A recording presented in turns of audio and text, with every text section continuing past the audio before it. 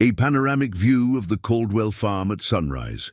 Mason Caldwell steps onto his porch, coffee in hand, surveying his fields with the practiced eye of a man who's worked the land for 15 years. Inside the farmhouse, his wife Sarah lies in bed, her body weakened by a chronic illness that's slowly consuming her. Before we jump back in, tell us where you're tuning in from, and if this story touches you, make sure you're subscribed because tomorrow I've saved something extra special for you. As Mason tends to his morning chores, a rock crashes through their living room window with a note wrapped around it reading, "Sell or suffer." Mason's face hardens as he kneels beside a hidden floorboard, retrieving a locked metal box containing military dog tags, combat knives, and photographs of younger men in tactical gear. What these threatening strangers don't know is that before Mason Caldwell became a farmer, he was a highly trained special forces operator who buried his violent past for the love of his wife. Each morning begins the same way.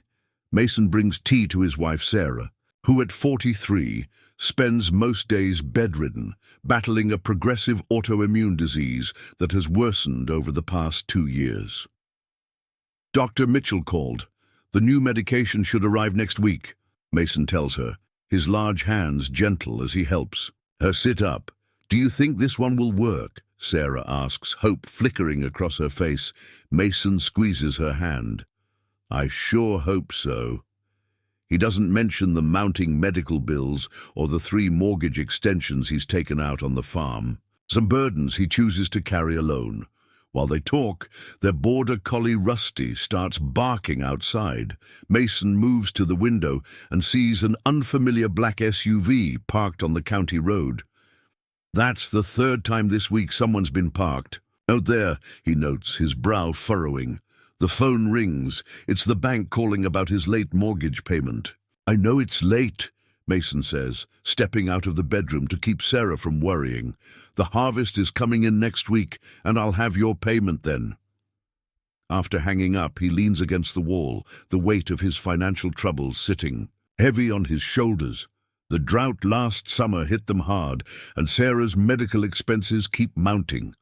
Mason's best friend, Jimmy Reeves, arrives with his teenage son, Tyler, to help prepare for the harvest. How's Sarah doing? Jimmy asks quietly, as they walk toward the barn. Good days and bad days, Mason replies with his practiced response. The new treatment might help. Jimmy notices the black SUV still parked on the county road. Have you heard about the Reynolds place? Old man Reynolds was finally sold to that development company. Heard they offered him 3 times market value. Mason's jaw tightens slightly. Good for him. Word is, they're looking to buy up all the properties in this area, building some kind of resort, Jimmy continues. Might not be a bad idea to hear them out, with Sarah's situation and all. Before Mason can respond, a different black SUV with tinted windows pulls into his driveway. 2 men exit, one tall and lean in an expensive suit, the other shorter but powerfully built with a military-like bearing that Mason recognizes instantly. Mr. Caldwell? Victor Hargrove, Meridian Development, the taller man announces with a practiced smile. We've acquired several properties in the area and are interested in discussing an opportunity that could be very beneficial for you and your family. I'm not selling, Mason states flatly. Hargrove's smile dims. Mr. Caldwell, I don't think you understand the scale of what we're offering. We're prepared to pay significantly above market value. He pauses meaningfully. I understand your wife has medical needs. This kind of money could make a real difference in her care options. A chill runs down Mason's spine. How does this man know about Sarah's condition? The second man steps forward slightly. Mr. Caldwell, being stubborn about this isn't in your best interest. Mr. Hargrove is being generous, but opportunities like this don't last forever. The subtle threat in his tone isn't lost on Mason. I believe Mr. Caldwell asked you to leave, Jimmy interjects, surprising Mason with his backbone despite his friend's soft appearance. Hargrove leaves his business card on a fence post. Think about it, Mr. Caldwell, for your family's sake. As they return to their vehicle, Mason notices the second man lingering, his gaze sweeping over the farmhouse before landing on Sarah's bedroom window. That evening, Mason sits beside Sarah's bed, recounting the day's events but carefully omitting the veiled threats.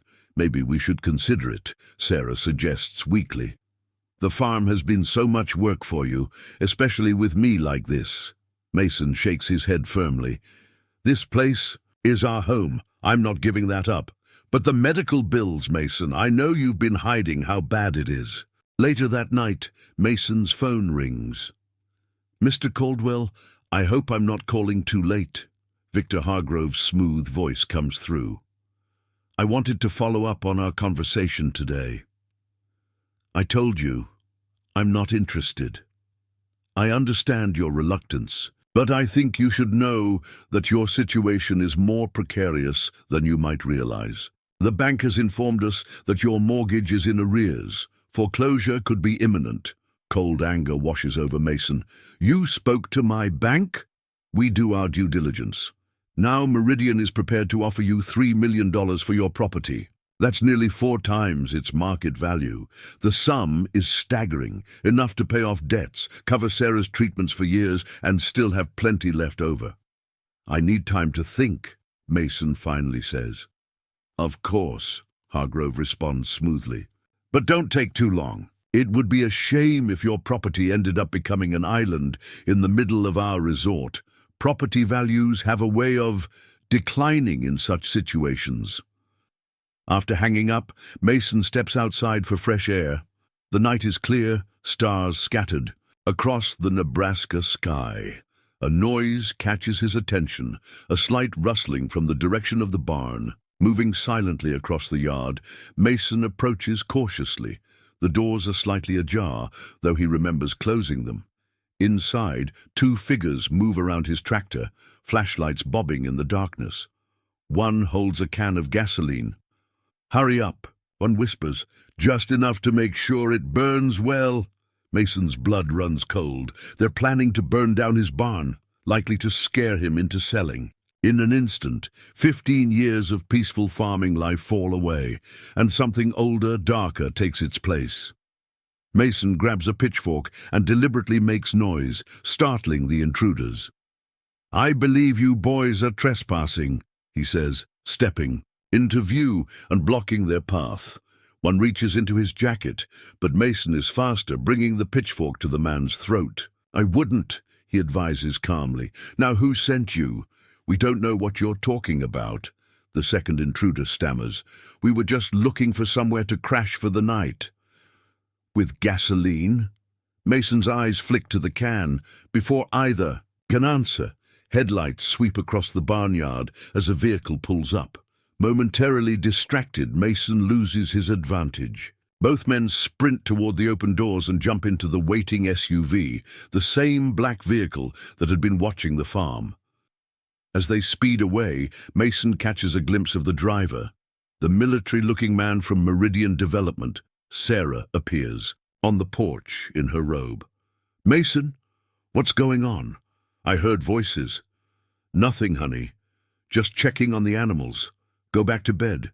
You need your rest." As he watches Sarah return inside, cold determination settles in Mason's chest. He won't tell her about tonight. She has enough to worry about with her health, but he also won't let this threat go unanswered. Inside the house, Mason checks all doors and windows before finally heading to bed. Lying beside Sarah's sleeping form, he listens to her labored breathing and makes a silent promise. He left violence behind when he married her, buried that part of himself deep. But for Sarah, he would unearth it again. For Sarah, he would become the man he once was, the man he swore never to be again. Mason Caldwell, a simple farmer, falls asleep planning how to protect what's his. And somewhere in the darkness of his mind, Staff Sergeant Mason Caldwell, former Special Forces operator, begins to awaken. The next morning, Mason wakes before dawn, his mind still processing the previous night's events. He moves quietly, careful not to disturb Sarah as he slips out of bed. In the kitchen, he brews coffee and stares out the window at his barn, standing untouched in the early morning light. The intruders may have failed in their attempt to burn it down, but Mason knows this is far from over. After checking on Sarah and leaving her breakfast by the bedside, Mason heads to the far corner of his property where an old storage shed stands partially hidden by overgrown trees. Inside, beneath a dusty tarp, sits a locked footlocker he hasn't opened in 15 years. The combination comes to him instinctively, his fingers turning the dial with practiced precision. The lid creaks as it opens, revealing the remnants of his former life. Mason's hands hover over the contents, a set of desert camouflage fatigues with sergeant stripes, a weathered tactical vest, a combat knife in its sheath, and several unmarked manila envelopes. He pushes aside the military gear and retrieves one of the envelopes, opening it carefully. Inside are documents from his time in the 5th Special Forces Group, deployment records, commendation letters, and a group photograph showing Mason standing with 5 other men in front of a helicopter in Afghanistan. Their faces are young, but their eyes tell a different story. Mason flips the photo over, reading the names scribbled on the back: Martinez, Wilson, Jenkins, Caldwell, Rodriguez, Thompson. Kandahar, 2007. Preparing and narrating this story took us a lot of time, so if you are enjoying it, subscribe to our channel. It means a lot to us. Now back to the story. For a moment, Mason allows himself to remember the missions, the firefights, the brotherhood forged in combat. His unit specialized in high-risk operations, hostage rescues, direct action against high-value targets, and counter-terrorism. Mason was their weapons specialist, known for his marksmanship and tactical planning. For 8 years, he lived in a world defined by violence and precision, until a particularly brutal mission in Syria left him questioning everything. He closes the envelope and places it back in the locker, but removes the combat knife, testing its weight in his hand. The familiar balance brings back muscle memories he thought he'd suppressed. After a moment's hesitation, he tucks the knife into his belt and covers it with his shirt. Better to have it and not need it, he reasons. Back at the house, Mason finds Sarah awake and looking through old photo albums. "Remember this?" she asks, pointing to a picture of them at a county fair shortly after they started dating. "You were on leave, and I dragged you onto that ridiculous Ferris wheel." Mason smiles at the memory. "You were wearing that yellow sundress. I knew right then I was going to marry you." Sarah's eyes mist over. "Sometimes I wonder if you regret it, giving up your career for all this." She gestures weakly around them. Mason sits beside her, taking her hand. Not for a single second. It's the truth. After meeting Sarah during a brief leave, she became his anchor, his reason to seek something beyond the cycle of deployment and combat. When he left the military, they used his savings to buy the struggling Caldwell farm, determined to build a peaceful life together. "I found this," Sarah says, pulling out another photograph. It shows Mason in uniform with his team. "You never talk about them. Do you still keep in touch?" Mason shakes his head. "We went our separate ways." The truth is more complicated. After Syria, after what happened there, maintaining those connections felt like keeping open a wound that needed to heal. The sound of tires on gravel interrupts their conversation. Mason moves to the window, tensing when he sees a police cruiser pulling up. "Stay here," he tells Sarah, already heading for the door. Sheriff Ray Parker steps out of the cruiser, adjusting his hat against the morning sun. In his mid-50s with a salt-and-pepper mustache, Parker has been Millbrook County's sheriff for almost 20 years. "Morning, Mason," Parker greets him, though his expression is more serious than usual. "Sheriff," Mason acknowledges. "What brings you out this way?" Parker glances around the property before answering. "Got a report about a disturbance out here last night. Neighbor heard some commotion, thought they saw flashlights in your barn." Mason keeps his face neutral. Nothing unusual happened here, just working late getting ready for harvest. The sheriff studies him for a moment. That right? Because I also heard there was some trouble, something about trespassers. Who told you that? Let's just say a concerned citizen called it in. Parker shifts his weight. Look, Mason, I've known you since you moved back here.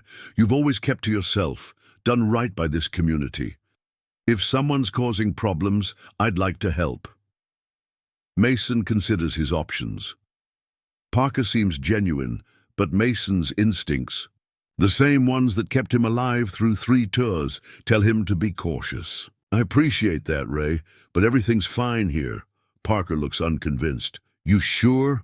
Word around town is that development company is putting pressure on folks to sell. They're not always playing nice about it. I can handle it, Mason replies, firmly. The sheriff sighs. All right, but remember, that's what I'm here for. He turns to leave, but stops. One more thing. Victor Hargrove came by the station yesterday. Asked a lot of questions about you. Mason's jaw tightens. What kind of questions? Wanted to know if you'd ever had any run-ins with the law. Seemed particularly interested in your military service. Parker watches Mason's reaction carefully. I told him your business is your business. I appreciate that. As Parker drives away, Mason's mind races. Hargrove is digging into his past, a past he's kept carefully hidden since moving to Millbrook. If they discover what really happened in Syria, what he did... His phone rings, startling him from his thoughts. The caller ID shows Jimmy's number.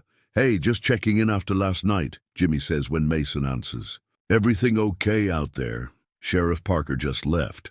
Said someone reported a disturbance, Jimmy curses. Wasn't me, I swear. But listen, I've been asking around about Meridian Development. These guys are bad news, Mason. They've got connections to some shady investors out of Chicago. Rumor is they're not above using strong-arm tactics to get what they want. Tell me something I don't know, Mason mutters, thinking about the gasoline can in his barn. There's more, Jimmy continues. That Hargrove guy? He was at the diner this morning, buying breakfast for half the town council. They're fast-tracking approval for rezoning all the land they've bought so far. Mason processes this information. If Meridian gets the zoning changed, agricultural properties like his would be surrounded by commercial development, cutting off access to irrigation, driving up property taxes, making it impossible for him to continue farming. It's a strategic move to force holdouts like him to sell. Thanks for the heads up, Mason says. I need to think about our next move. Our next move, Jimmy repeats. Mason, these aren't people you want to mess with. Maybe you should consider their offer. Mason ends the call without responding. Jimmy means well, but he doesn't understand what's at stake. This farm isn't just property. It's the life Mason promised Sarah, the future they've built together. Inside, he finds Sarah dozing in her chair, the photo album still open in her lap. Gently, he takes it from her, his eyes falling on another photograph, their wedding day, Sarah radiant in her simple white dress, Mason uncomfortable but proud in his civilian suit. That was the day he vowed to leave violence behind, to be the husband she deserved. Now, that promise is colliding with another, to protect her at all costs. Mason carefully returns the album to the shelf and heads to his office at the back of the house. It's a small room, sparsely furnished with a desk, filing cabinet, and computer that's several years out of date. Mason rarely uses it except for farm business, but today he needs information. He powers up the computer and searches for Meridian Development. The company's website appears professional and sleek, showcasing luxury resorts and upscale residential communities across the Midwest. Their About page describes them as pioneers in sustainable rural development, with statements about community engagement and environmental responsibility that strike Mason as carefully crafted PR. What interests him more are the names listed under leadership. Victor Hargrove is there, looking polished in his corporate headshot. Mason clicks through the executive team, but doesn't recognize any other names or faces. The military-looking man from yesterday isn't listed. Moving to social media, Mason searches Hargrove's name, finding a carefully curated professional profile. Nothing unusual stands out until Mason notices a photo of Hargrove at a charity golf tournament. Standing in the background, partially obscured but unmistakable, is the second man from yesterday. Mason zooms in on the image, studying the man's face. There's something familiar about him, something that nags at the edges of Mason's memory. Using an old skill he hasn't employed in years, Mason captures the image and runs it through a reverse image search. The results are sparse. The man clearly maintains a low digital profile, but one hit catches Mason's attention. It's a newspaper article from 7 years ago about a private security firm called Sentinel Solutions, featuring a group photo of their executive team. There he is, identified as Keith Sawyer, head of operations. Mason searches for Sentinel Solutions and finds their website, advertising premium security solutions for high-value clients. Reading between the lines, Mason recognizes the euphemisms for what they really are: mercenaries for hire, staffed by former military and paramilitary personnel who don't mind operating in gray areas. The connection becomes clear. Meridian Development uses Sentinel Solutions for security, including intimidating stubborn farmers like him, which means Keith Sawyer isn't just some corporate thug. He's a professional with training possibly comparable to Mason's own. The realization changes Mason's calculations. These aren't just businessmen using strong-arm tactics. They're employing trained operatives willing to resort to arson and likely worse. And if they're willing to burn down his barn, what else might they do? His research is interrupted by the sound of Sarah calling weakly from the bedroom. Mason finds her trying to reach her medication on the nightstand, her face pale with exertion. "I've got it," he says, quickly helping her with the pills and water. "You should have called me earlier." Sarah manages a tired smile. "You were busy. I didn't want to disturb you." Mason sits beside her, guilt washing over him. While he's been planning how to confront Meridian, Sarah's condition continues to deteriorate. The new medication Dr. Mitchell prescribed is their latest hope, but it's expensive, part of an experimental treatment protocol that their insurance only partially covers. "The pharmacy called," Sarah says, as if reading his thoughts. "The new medication is ready, but there's an issue with the coverage. They need $5,000 for the first month's supply." Mason keeps his expression neutral, despite the sinking feeling in his stomach. Their savings are nearly depleted, and the harvest money is already allocated to the mortgage and existing medical bills. "I'll figure it out," he assures her. "Don't worry." After Sarah falls asleep, Mason returns to his office and pulls out Hargrove's business card. $3 million.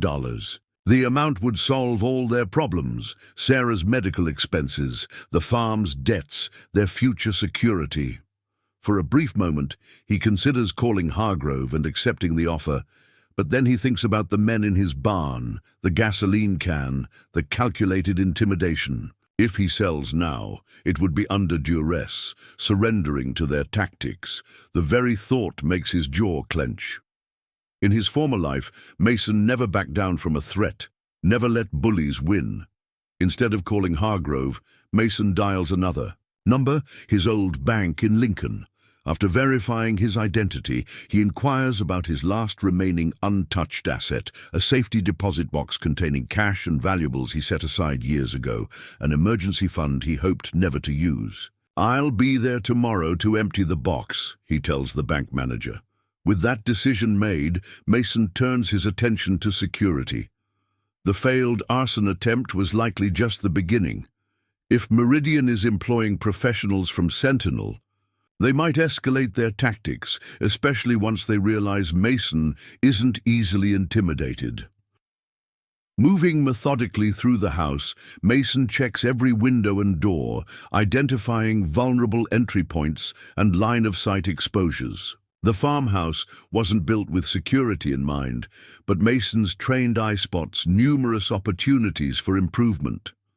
In the shed where he keeps his tools, Mason gathers materials, extra locks, wood for reinforcing doors, motion-activated flood, lights still in their packaging from a project he never completed. Working quickly but thoroughly, he begins upgrading the home's security, starting with Sarah's bedroom and working outward. By late afternoon, he installed new deadbolts on all exterior doors, reinforced the door frames, and set up the motion lights to cover the approaches to the house. It's not perfect, but it will make a surprise entry much more difficult. As he works, Mason's mind keeps returning to Keith Sawyer and Sentinel Solutions. The connection bothers him more than he initially realized.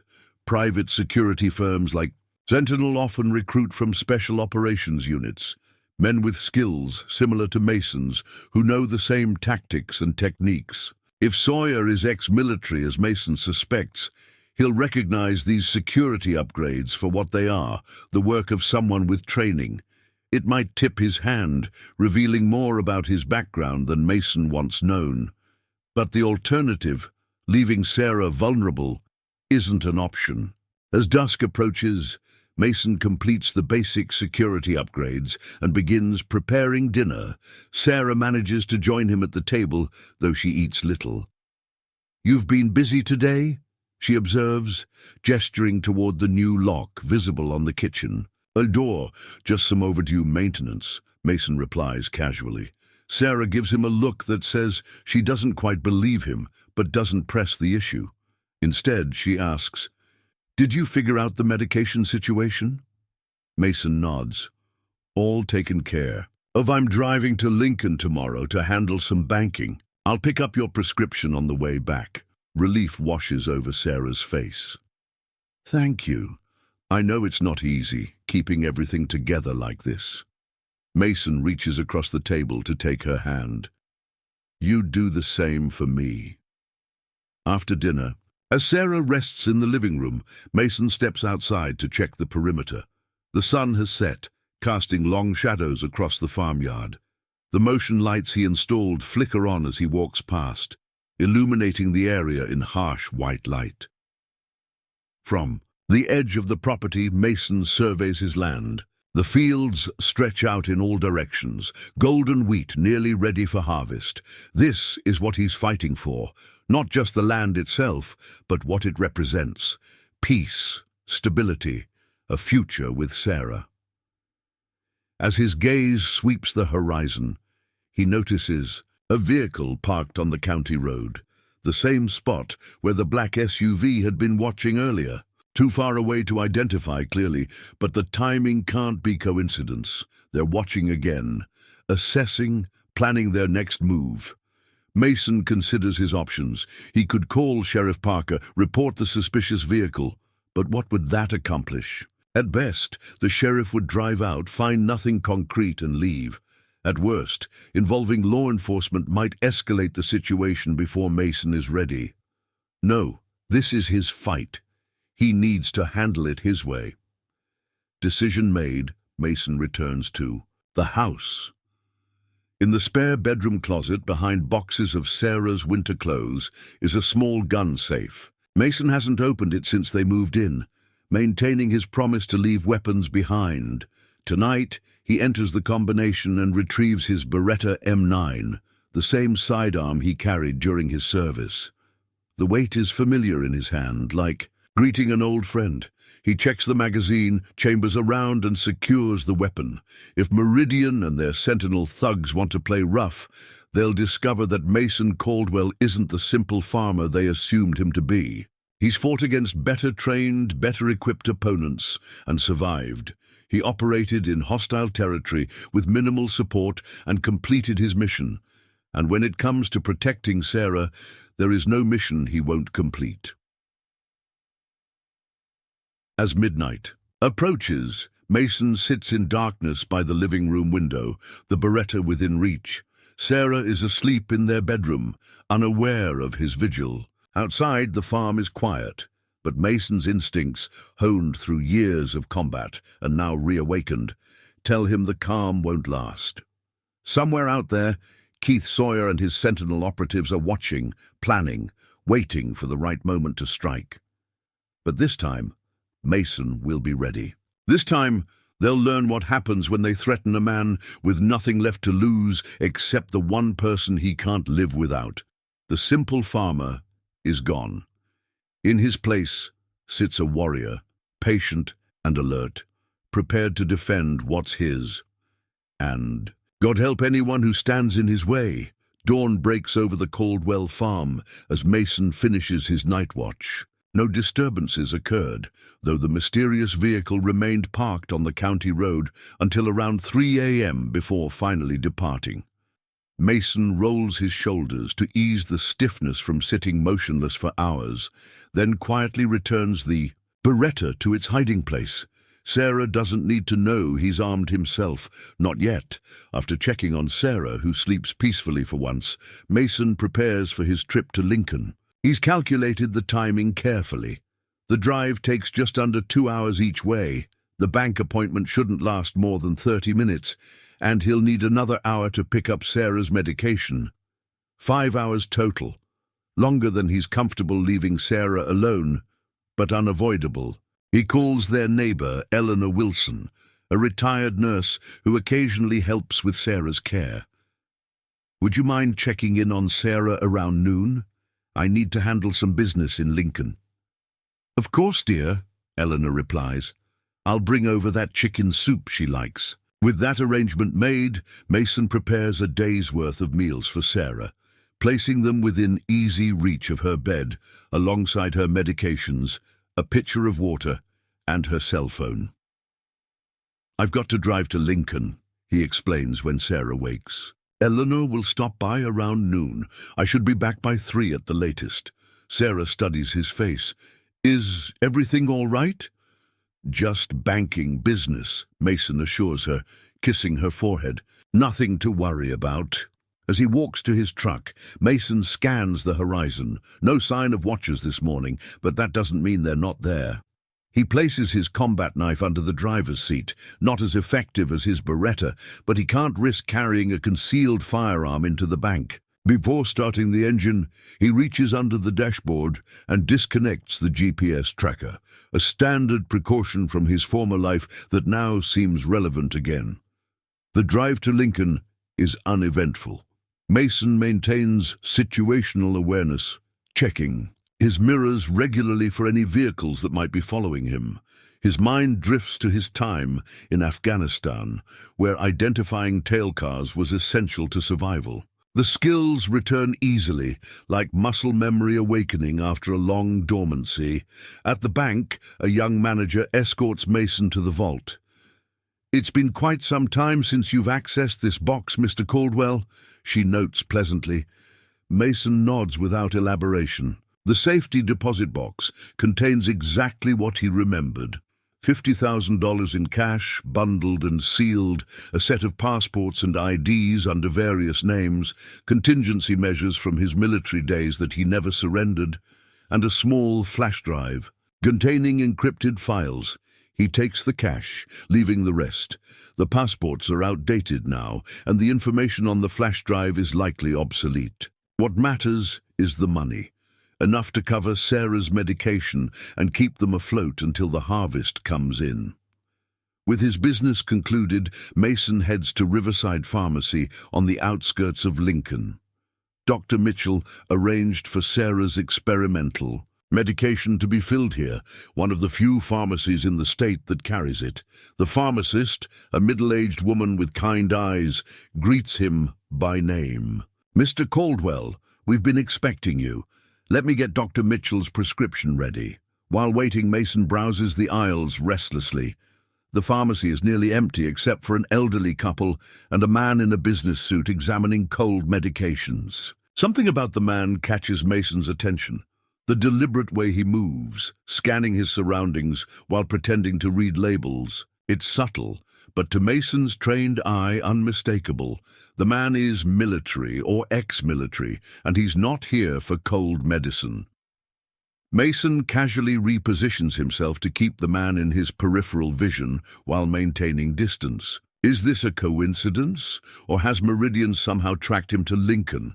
The latter seems unlikely. He was careful about being followed, but Mason has survived by never underestimating his opponents. "Your prescription is ready, Mr. Caldwell." The pharmacist calls. "That'll be 4,075, please." Mason counts out the cash, aware of the business suit man drifting closer. As he completes the transaction, Mason notices the man speaking quietly into what appears to be a Bluetooth earpiece. Clutching the medication bag, Mason exits the pharmacy, moving with purposeful strides toward his truck.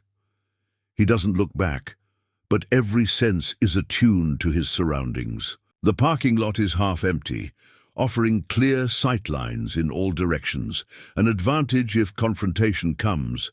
A black sedan with tinted windows idles near the exit, its engine running.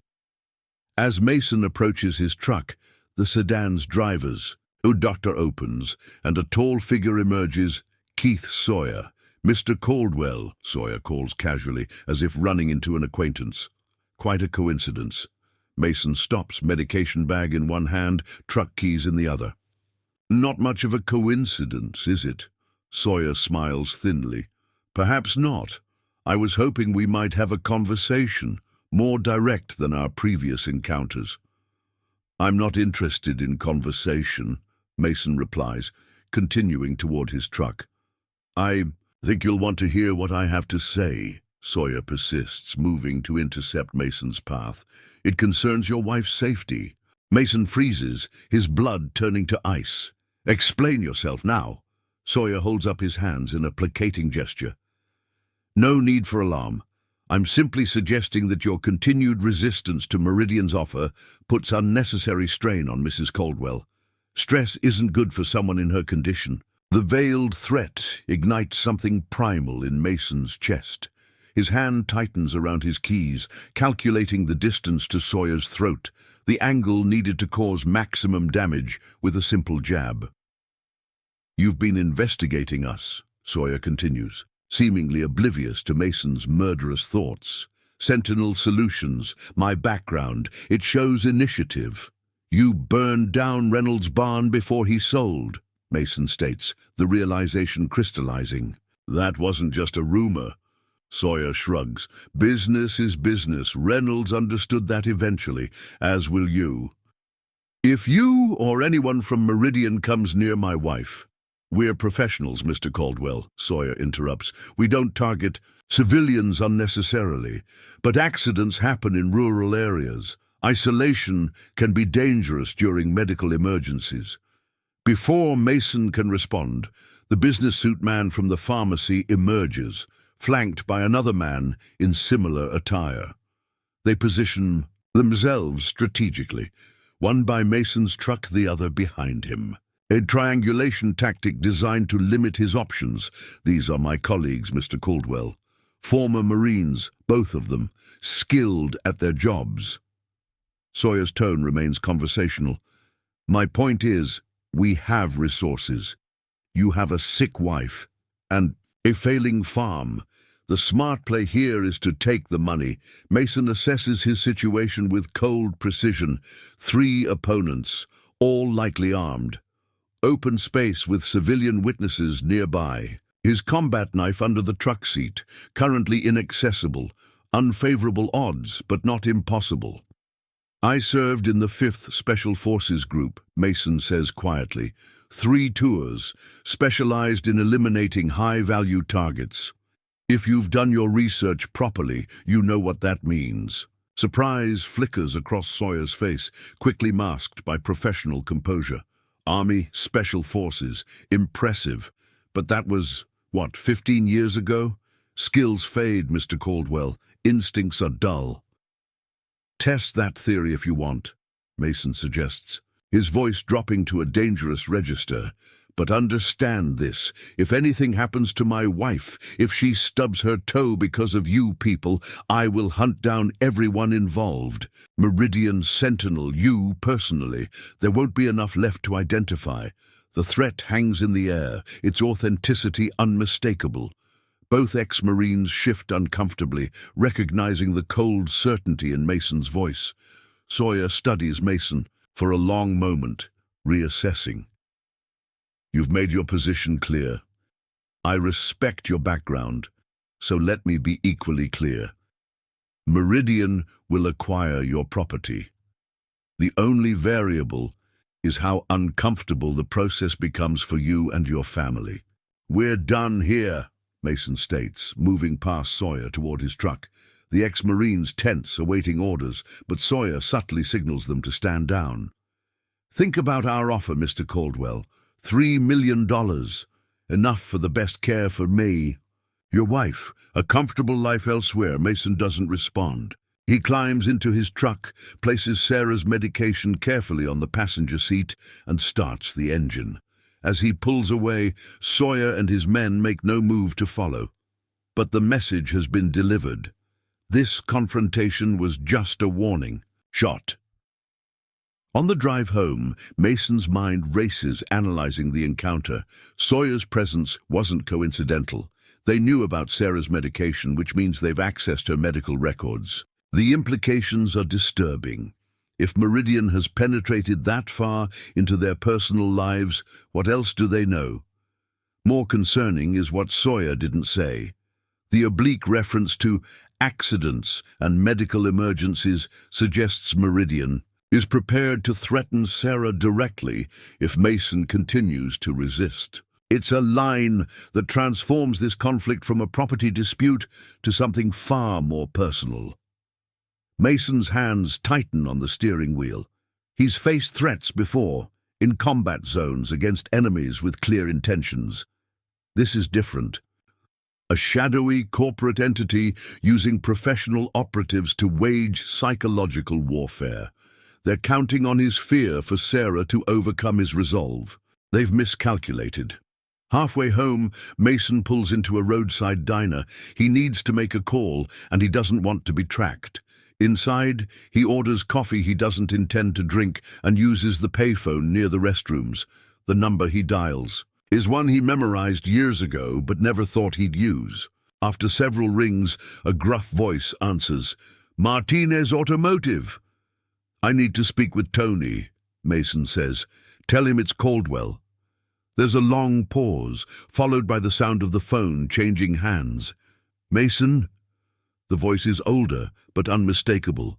"Antonio Martinez, Mason's former teammate and demolitions expert." "Jesus Christ, man, it's been, 12 years? 15, Mason corrects. "I need information, Tony. What do you know about a private security firm called Sentinel Solutions?" Another pause. "Bad news, that bunch. Ex-military mostly, but not the honorable kind. They operate in gray areas, corporate security that looks legitimate on paper but covers for intimidation, industrial espionage, even web work if the price is right. Their head of operations is Keith Sawyer. Name ring any bells?" "Sawyer?"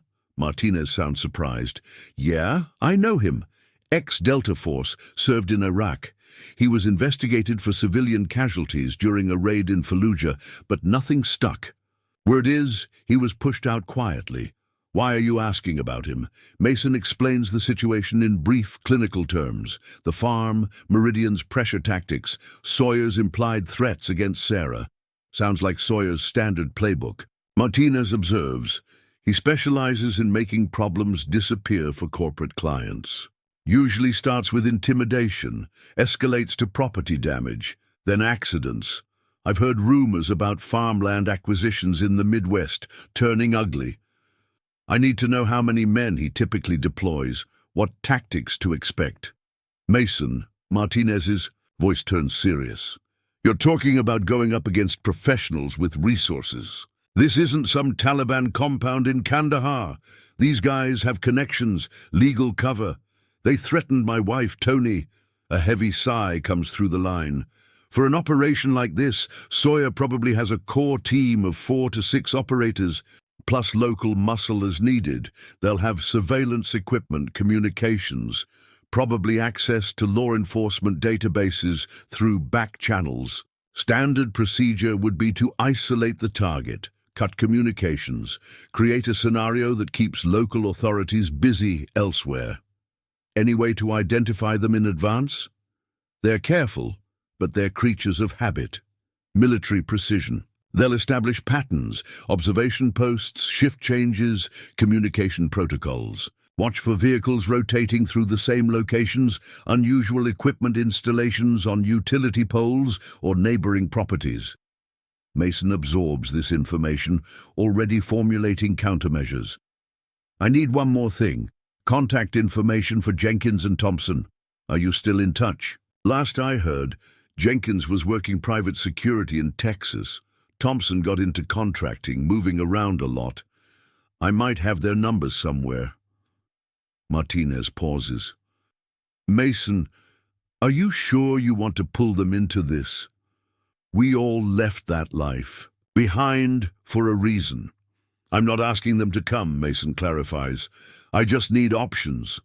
After getting the contact information, Mason thanks his former teammate and ends the call. He leaves cash for the untouched coffee and returns to his truck, his resolve hardened.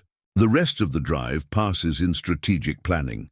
By the time Mason turns onto the dirt road leading to his farm, he has the outline of a response to Meridian's escalation. They've shown their hand, direct threats against Sarah. Now he'll show them the mistake they've made. As the farmhouse comes into view, Mason immediately senses something wrong. Eleanor Wilson's car is parked haphazardly near the porch, driver's door still open. The front door of the house stands ajar. Mason accelerates, gravel spraying beneath his tires. He parks beside Eleanor's car, grabs Sarah's medication, and rushes toward the house, drawing his combat knife from under the seat. Sarah, he calls, pushing through the door, eyes rapidly scanning for threats. Eleanor. A weak response comes from the kitchen. Mason finds Eleanor sitting at the table, a bloodied dish towel pressed to her forehead. Her glasses are broken, her hands trembling. Mason, thank God, she gasps. They took her. They took Sarah. Time seems to stop. The blood in Mason's veins turns to ice, then fire. Who took her? When?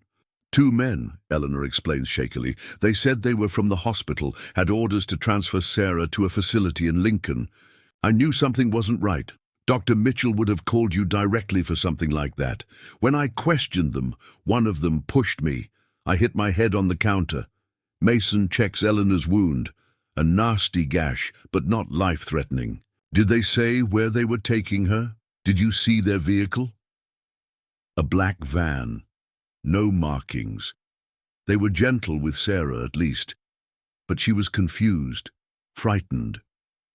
Eleanor clutches Mason's arm. I tried to call the sheriff, but the phone. Line's been cut. My cell phone has no service out here. When did this happen? Maybe 30 minutes ago. I was just coming when I heard your truck. Mason's military training takes over, compartmentalizing the rage and fear, focusing on the immediate tactical situation. Eleanor, can you drive? She nods uncertainty. Take my truck into town. Find Sheriff Parker. Tell him Sarah's been kidnapped. Tell him armed men are involved. Mason hands her the keys. Go directly to the sheriff's office, nowhere else. Understand? As Eleanor leaves, Mason moves with cold efficiency. In the bedroom, he retrieves the Beretta, checking it methodically. From the hidden footlocker in the storage shed, he gets a secondary weapon, a compact Glock 19, and tactical gear he never thought he'd use again, a lightweight vest, knife sheath, ammunition pouches. In the kitchen, Mason finds Sarah's pill organizer open, several doses missing. She never leaves without her medication. They took it for her, which means they're keeping her alive, for now. It's cold comfort, but it means he has time.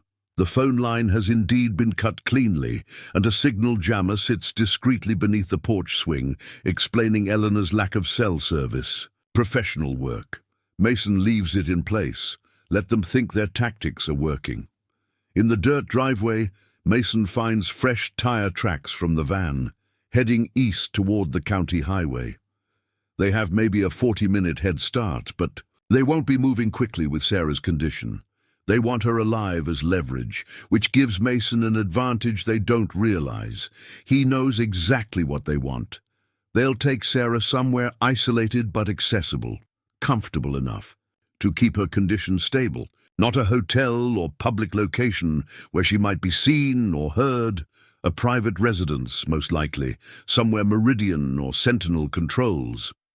Before leaving, Mason returns to his office computer. He pulls up the County Property Records website, searching for recent purchases by Meridian Development or subsidiary companies. Several results appear, but one catches his attention. A foreclosed ranch 15 miles east, purchased 3 months ago by MD Holdings LLC, listed as a Meridian. Subsidiary isolated location, recently acquired, perfect staging area for their operation against local farmers. It fits. Mason gathers his weapons and gear, moving with the focused precision of a soldier preparing for combat. The familiar weight of the tactical vest, the reassuring presence of the Beretta in its holster, these sensations awaken something he buried 15 years ago. Climbing into Eleanor's car, Mason allows himself one moment of pure, undiluted rage. They've taken Sarah, his wife, his heart, the reason he left violence behind. In doing so, they've not merely crossed a line, they've obliterated it. Mason Caldwell the farmer disappears completely. In his place sits the man he once was, a weapon forged in combat, tempered by loss, driven by singular purpose. As he starts the engine, his expression settles into the cold mask that enemies in distant lands learn to fear. Meridian wanted his land. Instead, they've awakened something far more dangerous than they could have imagined. And by threatening Sarah, they've ensured that Mason's response won't be measured or merciful. It will be absolute. Mason drives Eleanor's sedan with calculated restraint, fighting the urge to floor the accelerator. Years of tactical experience tell him that speed without strategy will only endanger Sarah further. As he approaches the county highway, he slows near a roadside gas station with a payphone. He needs information before charging into what could be a fortified position. The station is deserted except for a bored teenage attendant scrolling through his phone. Mason feeds quarters into the payphone and dials Sheriff Parker's direct line. Sheriff's office, Parker speaking. "Ray, it's Mason Caldwell," he says, voice tight with controlled urgency. "Has Eleanor reached you yet?" Mason: "No, haven't seen Eleanor. What's going on?" Mason quickly explains the situation. Sarah's kidnapping, the men posing as medical transport, Eleanor's injury. "Jesus Christ," Parker breathes. "I'll put out an APB on the van right away. You said black, no markings?" "That's right. Sheriff, I believe this is connected to Meridian Development. I think they've taken Sarah to the old Peterson Ranch. Meridian bought it through a subsidiary 3 months ago." A pause on the line. "That's a serious accusation, Mason. We can't just storm private property without—" "They have my wife, Ray," Mason interrupts, his voice dropping dangerously low. "A woman with a serious medical condition who needs specific medication on a strict schedule. I understand that, but we need to do this by the book. Let me gather some deputies. There's no time. Sarah's condition can deteriorate rapidly without her medication." Mason checks his watch. "I'm heading there now. Meet me if you can." Before Parker can protest further, Mason hangs up. He didn't expect much help from official channels. Meridian likely has influence with local authorities. But the call serves another purpose. If things go badly at the ranch, at least someone knows where to look for him. As Mason returns to the car, his phone buzzes with an incoming call from Jimmy. He answers while pulling back onto the road. "Mason, I just heard from Eleanor." "Jimmy," says panic evident in his voice. "Is it true they took Sarah?" "Yes, I'm handling it." "Handling it?" "Mason, these are dangerous people. You need to call the FBI or something. No time for that." Mason hesitates, then makes a decision. Jimmy isn't military, but he grew up hunting and knows the local terrain better than anyone.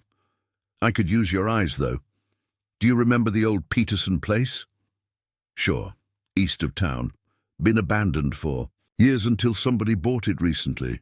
That's where they've taken her. I need you to drive out there, but stay well back. Watch who comes and goes. Don't engage, just observe and report back. Can you do that?" A moment of hesitation, then Jimmy's voice firms. "Of course, anything for Sarah. I'll take my hunting binoculars." "Good. Approach from the north woods. Stay hidden. If you see Sheriff Parker or his deputies, signal them to do the same. These people are professionals, and they're armed." "Got it. I'm leaving now." Mason ends the call, grateful for Jimmy's loyalty but concerned about involving a civilian. Still, he needs intel, and Jimmy knows how to move quietly in the woods from years of hunting. 10 minutes from the Peterson ranch, Mason pulls off onto a logging road that cuts through dense woods surrounding the property.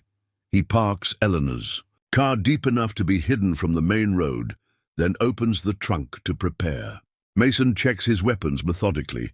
The Beretta M9 with 2 spare magazines, the Glock 19 as backup, and his combat knife. He secures the tactical vest under a dark flannel shirt, loose enough to conceal the armor, but allow free movement. From the small medical kit he always keeps in his truck, he retrieves Sarah's emergency medication, not as effective as her prescription, but better than nothing.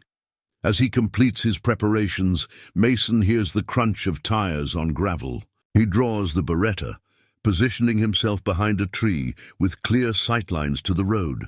A blue pickup appears, moving slowly, its driver scanning the woods. Mason recognizes Dr. Mitchell's vehicle. Mason steps into view, weapon lowered but ready. Dr. Mitchell brakes sharply, his eyes widening at Mason's armed appearance. "Eleanor called me," the doctor explains quickly, raising his hands slightly. "Said Sarah had been taken. I figured you might need medical support." Mason studies the older man carefully.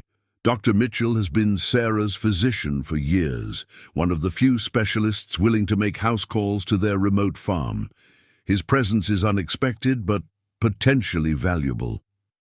"How did you find me?" Mason asks, still not holstering his weapon. "Eleanor mentioned Peterson's place. This is the back way in." Dr. Mitchell gestures to a medical bag on the passenger seat. "I brought Sarah's full medication protocol and emergency supplies." Mason makes a quick calculation. Having a doctor present when they find Sarah could be crucial, especially if her condition has deteriorated. But bringing a civilian into a combat situation adds complications. "Stay here," Mason finally decides. "I'll assess the situation first. If I can extract Sarah safely, I'll bring her back this way. Be ready to treat her immediately." Dr. Mitchell nods solemnly. "I understand, but Mason, her condition. If she's been without medication for too long or subjected to stress, she could be in serious danger." All the more reason to move quickly. As Mason turns to leave, Dr. Mitchell calls after him. "Mason, be careful. Eleanor said these men were armed." Mason doesn't respond. Being careful isn't his priority right now. Moving through the dense woods with practiced stealth, Mason approaches the Peterson ranch from the northeast, using natural cover to mask his advance. The property consists of a main house, a large barn, and several outbuildings spread across 20 acres of partially cleared land. From his vantage point at the forest edge, Mason observes 2 black SUVs and the van described by Eleanor parked near the house. Movement catches his eye. A man with a rifle patrolling the perimeter, moving with military precision. Another guard is visible on the front porch, smoking a cigarette. Professional security, just as Martinez warned. Mason's phone vibrates. A text from Jimmy. In position on North Ridge. Count 6 armed men, 2 outside, 4 inside. Black van in the barn now. 6 hostiles, all likely ex-military with combat experience. The odds aren't favorable, but Mason has operated with worse. What matters is locating Sarah and determining her condition. Before engaging, a flicker of movement from the west side of the house draws Mason's attention. Through a ground-floor window, he catches a glimpse of a hospital bed. Medical equipment surrounds it, and a figure in scrubs tends to someone lying there. Sarah. She's alive, receiving some level of care. That confirms Mason's theory. They need her health as leverage. The knowledge brings both relief and focus. Now he needs to assess entry points, guard rotations, and identify the optimal moment to strike. For 30 minutes, Mason observes the property, noting patterns in the guards. Movements. Their discipline is evident, but not flawless. The perimeter guard passes the northeast corner every 12 minutes, leaving a 70-second window where that approach is unobserved. The porch guard takes regular cigarette breaks but remains vigilant. Mason's planning is interrupted by another text from Jimmy. Sheriff Parker just arrived, talking to guards at the front gate. This complicates things. Parker might be here to help, or he might have connections to Meridian that Mason doesn't know about. Either way, his presence changes the dynamic. Through his vantage point, Mason watches the interaction. The guards seem unhappy about Parker's arrival, but eventually let him pass. The sheriff parks near the house and enters alone, leaving his deputy in the cruiser. 10 minutes later, Parker emerges with Keith Sawyer beside him. They appear to be arguing, Parker gesturing emphatically while Sawyer maintains a calm, dismissive posture. The exchange ends with Parker reluctantly returning to his cruiser and departing, his expression thunderous. Mason's phone buzzes again. Jimmy, sheriff leaving. Heard him say something about a warrant. Guard count now 7, new guy heavily armed. The situation is deteriorating. If Parker is seeking a warrant, that buys time. But Meridian might move Sarah before he returns. Mason needs to act soon, but rushing in against 7 trained operatives would be suicide. As if answering his dilemma, a new vehicle approaches the ranch, a utility truck with the local electric company's logo. 2 workers exit, greeted by Sawyer, who leads them toward a transformer pole near the barn. Mason recognizes a potential opportunity. Cutting power to the ranch would create confusion, disable security systems, and force the guards to split their attention. It's the distraction he needs. A new text arrives. This one from an unknown number. Any corner clear. Security system bypassed. Go in 10 mins. M. Mason stares at the message, puzzled, until realization dawns. Martinez. Somehow his former teammate has tracked him here and is providing support. The relief of not facing this alone is momentary but profound. True to the message, Mason observes the utility workers finishing their task and departing. Minutes later, he spots a shadow moving with professional stealth along the tree line opposite his position. Martinez, providing a secondary angle of approach. At exactly the 10-minute mark, the ranch is plunged into darkness as the power and cuts out. Almost simultaneously, a series of small explosions, likely flashbangs, detonate near the southern perimeter, drawing the guards' attention away from Mason's position. This is his window. Mason moves swiftly from cover, crossing the open ground to the house in seconds. The guard who had been on the porch is now running toward the commotion, his back to Mason. With practiced efficiency, Mason closes the distance, wraps an arm around the man's throat in a blood chokehold, and drags him behind a storage shed. The guard struggles briefly before losing consciousness. Mason zip-ties his hands and feet, taking his radio and sidearm before continuing.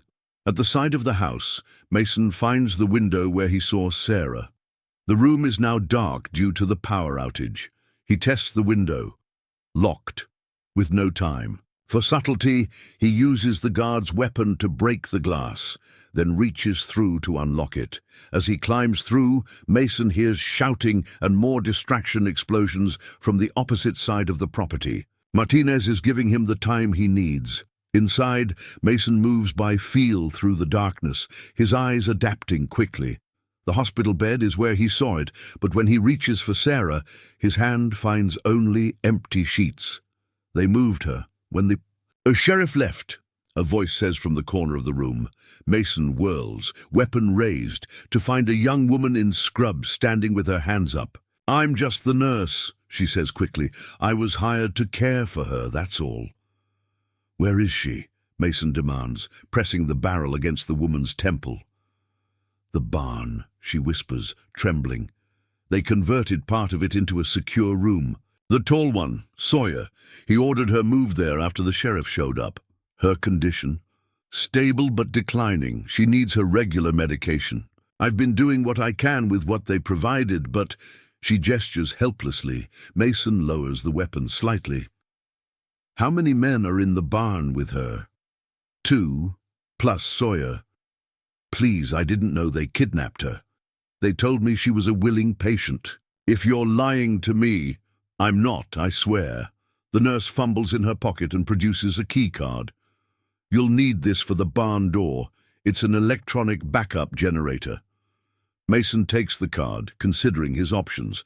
The nurse seems genuinely frightened and possibly an innocent party in this. "Stay here. Don't move. Don't call for help. When this is over, if my wife is safe, we'll forget you were involved." She nods rapidly, sinking to the floor as Mason exits through the door. Outside, the confusion continues. The guards are still focused on the southern perimeter where the explosions originated. Martinez has created the perfect diversion, drawing attention away from Mason's true objective. Moving from shadow to shadow, Mason approaches the barn. Its large doors are closed, but a smaller side entrance shows a soft glow. Emergency lighting powered by the backup generator the nurse mentioned. A single guard stands watch, rifle ready, scanning the darkness. Mason needs to take him silently. Circling around, he positions himself behind a tractor, waiting for the right moment.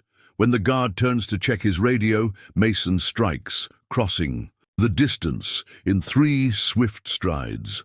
Before the man can react, Mason has one hand over his mouth, the other driving his combat knife into the soft tissue beneath the guard's jaw, severing the carotid artery. The guard goes limp almost instantly. At the side door, Mason uses the key card. The electronic lock disengages with a soft click. He enters cautiously, weapon leading, into what has been converted into a sophisticated medical facility.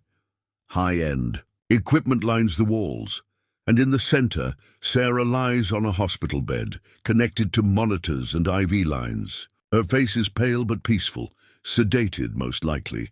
2 men stand nearby, both armed. One is checking Sarah's vital signs, while Keith Sawyer speaks urgently into a satellite phone. None have noticed Mason's entry yet. "Don't care what it takes," Sawyer is saying. "The sheriff will be back with a warrant. We need to move her now." Mason takes aim, cold fury crystallizing into deadly precision. "Step away from my wife," he orders, voice echoing through the barn. All 3 men freeze, then turn slowly. Recognition and something close to fear flash across Sawyer's face. "Caldwell," he acknowledges, lowering the phone but keeping his other hand in view. "I was wondering when you'd show up." "Hands where I can see them," Mason commands. "All of you, move away from her." The men comply, raising their hands shoulder high. Sawyer's expression shifts to calculated confidence. "Think about what you're doing, Caldwell. This building is surrounded by my men. You might get me, but you'll never get her out alive. Your men are busy chasing ghosts on the south end of the property," Mason responds, advancing steadily. "And they're down by at least 2. Now one of you is going to disconnect those monitors properly so I can take my wife home." "You're outnumbered and outgunned," Sawyer insists, though uncertainty creeps into his voice. "Be reasonable. Meridian is prepared to double their offer, $6 million for your property. Enough to give your wife the best care money can buy. Mason's finger tightens on the trigger. Last chance. Help me disconnect her safely, or I start shooting. The second man, clearly a medical technician rather than security, steps forward cautiously. I can unhook her, just don't shoot. Do it slowly, Mason instructs, not lowering his weapon. As the technician begins disconnecting Sarah from the equipment, Sawyer makes one final attempt. You know this isn't over, Caldwell. Meridian doesn't lose. Neither do I, Mason replies, coldly. The technician finishes removing the monitoring equipment and steps back. She's stable but heavily sedated. She'll need her regular medication when she wakes up. Mason approaches the bed, keeping his weapon trained on the men. Sarah's breathing is steady, her pulse strong beneath his fingertips as he quickly checks her vitals. What did you give her? He demands. Just a mild sedative, the technician answers, to keep her calm. It won't interact with her regular medications. Mason makes a quick decision. He can't carry Sarah and maintain weapon readiness. He needs help. You, he gestures to the technician with his pistol. You're coming with us. You'll help me move her to the vehicle. The man nods nervously, moving to unlock the wheeled hospital bed. Sawyer, Mason continues, on your knees, hands behind your head. For a moment, defiance flashes in Sawyer's eyes, his hand drifting subtly toward his concealed weapon. Mason recognizes the calculation happening, Sawyer assessing whether he can draw before Mason fires. Don't, Mason warns, his aim unwavering. 3 tours hunting high-value targets means I don't miss, and I don't hesitate. Sawyer's hand stills, and he slowly kneels as instructed. Mason approaches carefully, kicks Sawyer's weapon away, then uses his spare zip ties to secure the man's hands behind his back. This doesn't end here, Sawyer growls. You have no idea who you're dealing with. Neither do you, Mason replies, delivering a precise strike to Sawyer's temple that renders him unconscious. With the immediate threats neutralized, Mason turns his attention to extraction. He needs to move quickly before the other guards realize what's happening. Using his phone, he texts both Jimmy and the number he assumes belongs to Martinez. Barn, south entrance, need extraction help. While waiting for response, Mason checks Sarah thoroughly, confirming her condition is indeed stable. The technician stands nervously by, watching the door. How long has she been sedated? Mason asks. About 2 hours, the man replies. It should wear off soon. She was asking for you earlier before they gave her the sedative. The knowledge that Sarah was conscious and asking for him sends a fresh wave of rage through Mason. But he bottles it, focusing on the immediate priority of getting her to safety. Moments later, the barn door opens cautiously. Martinez enters first, weapon raised, scanning for threats. Behind him comes Jimmy, his eyes widening at the scene before him. Mason, my God, Jimmy breathes, rushing toward Sarah. Is she okay? She will be, Mason answers. Help me get her to the vehicle. Doc Mitchell is waiting by the logging road. Martinez keeps watch at the door, while Jimmy and the technician prepare to move Sarah's bed. We need to hurry, Martinez warns. My distractions won't keep them occupied much longer. Who's this? Jimmy asks, eyeing the technician suspiciously. He's helping us get Sarah out, Mason explains. He knows how to handle her condition. As they maneuver the hospital bed toward the door, Mason turns to Martinez. I owe you one, Tony. Martinez shakes his head. Team doesn't expire, brother. You'd have done the same. Outside, the confusion continues as the remaining guards search the southern perimeter, unaware that their primary asset has been compromised. Moving quickly but carefully, they transport Sarah across the property toward the tree line, the technician ensuring her IV remains connected. Just as they reach the cover of the forest, shouts erupt behind them. The guards have discovered their unconscious comrades and realized what's happening. Go! Martinez commands, taking up a defensive position. Get her to safety. I'll cover your retreat. Mason hesitates, unwilling to leave his former teammate behind. "I've got this," Martinez insists. "Thompson is waiting at the logging road with transport, just like old times." With a quick nod of thanks, Mason continues forward with Jimmy and the technician, guiding Sarah's bed as quickly as the rough terrain allows. Behind them, gunfire erupts as Martinez engages the pursuing guards, buying them precious time with precise, disciplined shots. The journey through the woods is arduous, but 15 minutes later, they emerge onto the logging road where Dr. Mitchell waits anxiously beside his truck. Beside him stands another familiar face, Daniel Thompson, the team's former transport specialist, next to a modified SUV with blacked-out windows. "Took you long enough?" Thompson greets Mason with a grim smile. "Let's get her loaded up." Sakur. Dr. Mitchell immediately begins examining Sarah. Mason turns back toward the sounds of diminishing gunfire from the direction of the ranch. Martinez will disengage soon, using the escape routes they established in advance. It's a routine they perfected years ago in much more hostile territories. With Sarah secured in Thompson's vehicle and receiving care from Dr. Mitchell, Mason allows himself a moment of relief. They've won the first battle, but the war with Meridian is far from over. Sawyer's words echo in his mind. This doesn't end here. Mason looks at his wife's pale face, then at the loyal friends who came to his aid without hesitation. No, it doesn't end here, but Meridian has made a critical error in their calculations. They thought they were dealing with a simple farmer protecting his land. Instead, they've awakened a team of warriors protecting one of their own, and that is a force no corporation, no matter how powerful, is prepared to face. Dawn breaks over Mason's farmhouse, casting long shadows across the property. Inside, the atmosphere is tense but controlled. Thompson has transformed the living room into a makeshift security operations center, with surveillance equipment monitoring the perimeter. Martinez cleans his weapons at the kitchen table, his movements precise and economical. In the bedroom, Dr. Mitchell continues to monitor Sarah, who remains sedated but stable. Mason stands at the window, watching as Jimmy's truck pulls up the driveway. Jimmy exits carrying grocery bags, looking nervously over his shoulder before hurrying to the porch. "Any problems?" Mason asks as he lets him in. Jimmy shakes his head. "No one followed me. Got everything on your list. Food, batteries, first aid supplies."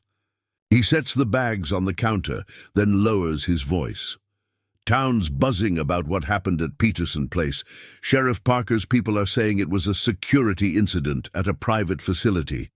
Did they mention Sarah or me?" "Not officially, but there's talk. People know Sarah's been sick and someone at the pharmacy mentioned you picking up expensive medication yesterday." Jimmy hesitates.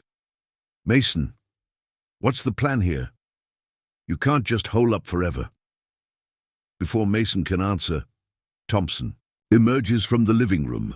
"We've got movement on the north access road. Vehicle approaching slowly." Mason follows Thompson to the monitors. A police cruiser appears on the screen, moving cautiously toward the farmhouse. "Sheriff Parker," Mason identifies. Alone, from the looks of it. Martinez joins them, checking the secondary monitors. "No backup visible on any approach. Could be a scout testing our defenses. Or he could genuinely be here to help," Jimmy suggests. Mason weighs the possibilities. Parker seemed genuinely concerned for Sarah yesterday, and his argument with Sawyer suggested he wasn't on Meridian's payroll. Still, caution is warranted. Let him approach, Mason decides. Thompson, maintain surveillance. Martinez, cover the back in case this is a diversion. As Parker's cruiser pulls up to the house, Mason steps onto the porch, keeping one hand near his concealed Beretta. The sheriff exits his vehicle slowly, hands visible. "Morning, Mason," Parker calls, his expression grim. "I think it's time we had a real conversation." Mason gestures for the sheriff to approach. "About what happened at the Peterson Ranch?" Among other things, Parker replies, mounting the steps. Like why a simple farmer has former Special Forces operators protecting his property, or why Meridian Development is suddenly claiming you kidnapped one of their security consultants. Inside, Mason offers Parker coffee, which the sheriff accepts. With a grateful nod, they sit at the kitchen table, Martinez's disassembled weapons now discreetly removed. Let's start with the basics, Parker suggests. Sarah was kidnapped. You got her back. Tell me the rest. Mason studies the sheriff's face, finding genuine concern rather than hostility. Meridian wants my land. When I refused to sell, they escalated. From threats to action. They took Sarah, planning to use her health as leverage. Parker's brow furrows. I knew something was off when I visited that ranch. Sawyer claimed they were establishing a wellness retreat and Sarah was a voluntary patient receiving specialized care. He shakes his head. But the security presence was excessive and they were nervous about me looking around. Did you get that warrant you were seeking? Judge Harmon denied it. Said I didn't have sufficient cause to search private property based on a domestic disagreement over medical care. Parker's expression darkens. Harmon recently received a substantial donation from Meridian for his re-election campaign. This information confirms Mason's suspicions about Meridian's local influence. So, what happens now? Are you here to arrest me? Parker sets down his coffee cup deliberately. Officially, I'm investigating reports of armed men and gunfire at the Peterson property. Several security personnel were injured, one critically. Sawyer filed charges against unknown assailants, but conspicuously didn't mention you by name. Why not? That's what I'd like to know. Parker leans forward. My guess, this goes beyond your farm. Meridian doesn't want attention drawn to whatever they're really doing here, which means they'll handle this privately. A chill runs down Mason's spine at the implication. You think they'll come after us? I know they will, Parker confirms. Question is, what are you prepared to do about it? Because I can't officially protect you without evidence of their wrongdoing. The conversation is interrupted by Dr. Mitchell entering from the bedroom. Sarah's awake, he announces. She's asking for you, Mason. Mason excuses himself and hurries to his wife's side. Sarah lies propped against pillows, her face pale, but her eyes clear and alert. Relief floods through him as she reaches for his hand.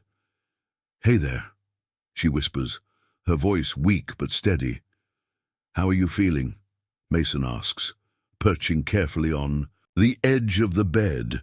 Like I've been kidnapped and rescued by my secretly badass husband, Sarah replies, with a hint of her old humor. The doctor filled me in on some of it. Said you came for me like something out of an action movie. Mason manages a smile, though guilt gnaws at him. I'm sorry I wasn't here to protect you. Sarah squeezes his hand weakly. Don't you dare blame yourself. These people, they're the ones responsible. Her expression grows serious. Mason, while they had me at that place, I overheard things. Sawyer was talking to someone on the phone about Phase 2 and how our farm was crucial to the overall plan. Mason's tactical mind immediately catalogues this new information. Did they mention what the plan was? Something about water rights and mineral testing. Sarah's brow furrows with the effort of remembering. They seemed excited about test results from our land specifically. This revelation stops Mason cold. Their property includes a natural spring and sits above the largest aquifer in the county.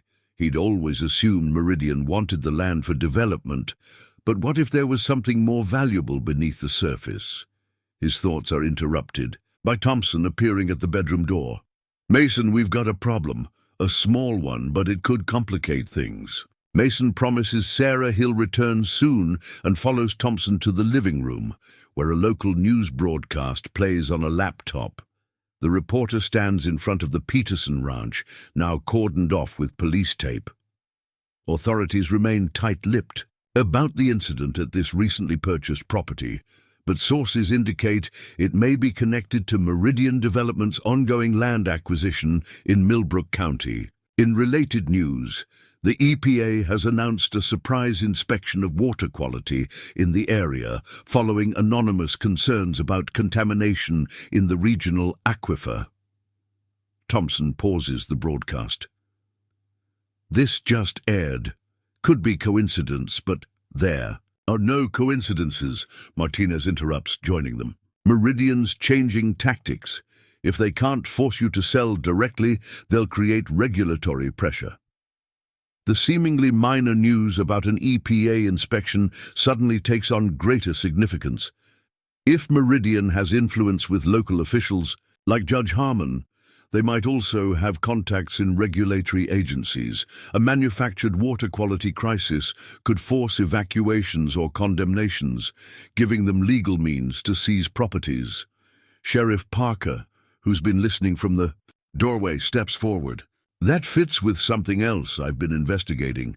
2 months ago, a chemical transport truck had an accident just north of here. Driver claimed his brakes failed and spilled his entire load into Simmons Creek, which feeds into the aquifer. Under your property, was the trucking company connected to Meridian? Mason asks. Parker nods grimly. Subsidiary of a subsidiary, but the link is there if you dig deep enough. At the time, it seemed like an unfortunate accident. Now it looks like groundwork for what they're doing now, Jimmy observes, his normally cheerful face somber. A new piece of the puzzle clicks into place for Mason. That's why they've been so focused on our property specifically. The spring on our land provides direct access to the aquifer. If they control it, they control water rights for the entire valley, Parker finishes, which would be worth far more than real estate development. The realization that this goes beyond personal harassment brings a new dimension to the conflict. Meridian isn't just after Mason's farm.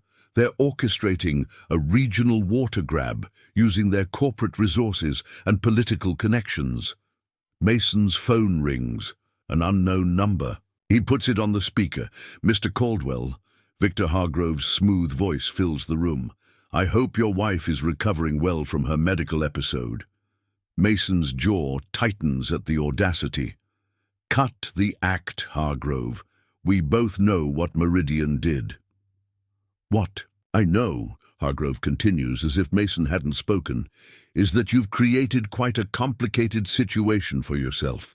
Assaulting security personnel, kidnapping a medical technician, these are serious crimes. However, Meridian remains willing to resolve this amicably. By amicably, you mean I sell you my land and forget you kidnapped my wife? I prefer to think of it as recognizing mutual interests. The offer is now $10 million, a remarkable premium that reflects certain unique qualities of your property. The water rights. Hargrove isn't even bothering to hide it anymore. My answer hasn't changed, Mason replies coldly. Hargrove sighs dramatically. That's disappointing. Perhaps the emerging environmental concerns will help clarify your thinking. The EPA takes water contamination very seriously, especially when it threatens public health. Is that a threat? Simply an observation of regulatory realities. I'll call again tomorrow. Perhaps after discussions with your wife, you'll reconsider our generous offer. The line goes dead. The room falls silent as everyone processes the implications. Meridian is escalating from physical intimidation to regulatory warfare, using their influence to create an artificial crisis that could force Mason's hand. We need proof of what they're doing, Parker states firmly. If we can demonstrate that Meridian engineered both the original chemical spill and this sudden EPA interest, we could stop them legally. Thompson shakes his head skeptically. Corporate. Players like this bury their tracks deep. Even if there is evidence, it's probably locked away in their secure servers or legal vaults. Not necessarily, Martinez interjects, a calculating look in his eyes. Hargrove mentioned the EPA inspection. Coming tomorrow. That means they've got someone from the agency in their pocket. Someone who will produce test results showing contamination, whether it exists or not. Mason follows his thinking. If we could intercept their falsified samples or replace them with clean ones, we'd need to know exactly who's conducting the inspection and when, Parker points out. Jimmy, who has been quietly listening, suddenly straightens. My cousin works for the County Water Authority. She might know the inspection schedule. Good, Mason nods. Get that information. Thompson, we need surveillance on Hargrove. I want to know his movements, who he meets with. Thompson grimaces. Might be tough on short notice, but I've got contacts in Lincoln who can help. As they begin formulating a plan, Dr. Mitchell emerges from checking on Sarah. I need to discuss something with you, Mason, privately. Mason follows the doctor to the kitchen, concerned about growing at the physician's grave expression. Sarah's condition is stable for now, Mitchell begins, but the stress of the kidnapping has accelerated her symptoms. Her latest blood work shows kidney function declining faster than anticipated. The bottom drops out of Mason's stomach. What does that mean? She needs more aggressive treatment than I can provide here. Ideally, she should be in a specialized facility within the next 48 hours. Mitchell hesitates. The nearest appropriate facility is in Omaha. This seemingly small medical complication suddenly magnifies the entire situation. Moving Sarah to Omaha would mean leaving the farm vulnerable, potentially playing into Meridian's enders, but failing to get her proper treatment could put her life at risk. Is it safe to transport her that distance? Mason asks, his voice tight. With proper precautions, yes, but she'll need continuous monitoring during and after transport. Mitchell looks uncomfortable. There's another complication. The facility will require insurance pre-approval or significant upfront payment. The financial reality hits hard. Mason's emergency funds are depleted from purchasing Sarah's medication. The farm's accounts are already stretched to breaking. The $10 million Hargrove offered would solve these problems instantly, which is exactly what Meridian is counting on. How long can you maintain her current condition here? Mason asks. 3 days, perhaps 4 with the supplies we have, Mitchell estimates. But Mason, that's pushing the boundaries of what's medically responsible. Mason thanks the doctor and returns to the others, his mind racing to balance these competing priorities. The EPA inspection, Sarah's deteriorating health, Meridian's escalating tactics. What initially seemed like separate problems are converging into an impossible situation. Everything okay? Jimmy asks, noting Mason's expression. Sarah needs specialized care in Omaha within 48 hours, Mason explains briefly. Meridian knows her condition is worsening. They're betting I'll take their offer to save her. Parker's face darkens. Those bastards are playing with her life. And they've positioned themselves to win either way, Thompson adds grimly. If you stay and fight, Sarah suffers. If you leave to get her treatment, they move against the property. The room falls silent as the full weight of the predicament settles over them. After a moment, Martinez speaks up. So we split the team. Some of us take Sarah to Omaha, ensuring she gets proper care. The rest stay here, gather evidence against Meridian, and protect the property. It's a logical solution, but Mason feels torn between his duty to his wife and his need to defend their home. The tactical part of his brain analyzes the options. Dispassionately, Martinez and Thompson have the skills to either guard the farm or escort Sarah. Jimmy lacks combat training, but knows the local area intimately. Parker has legal authority but limited ability to act without evidence. I should be with Sarah, Mason says finally, the words painful to speak. But someone needs to lead the operation here. Martinez clasps his shoulder firmly. I'll take care of Sarah personally, brother. Get her to Omaha safely. Make sure she receives proper treatment. You know I'd protect her with my life.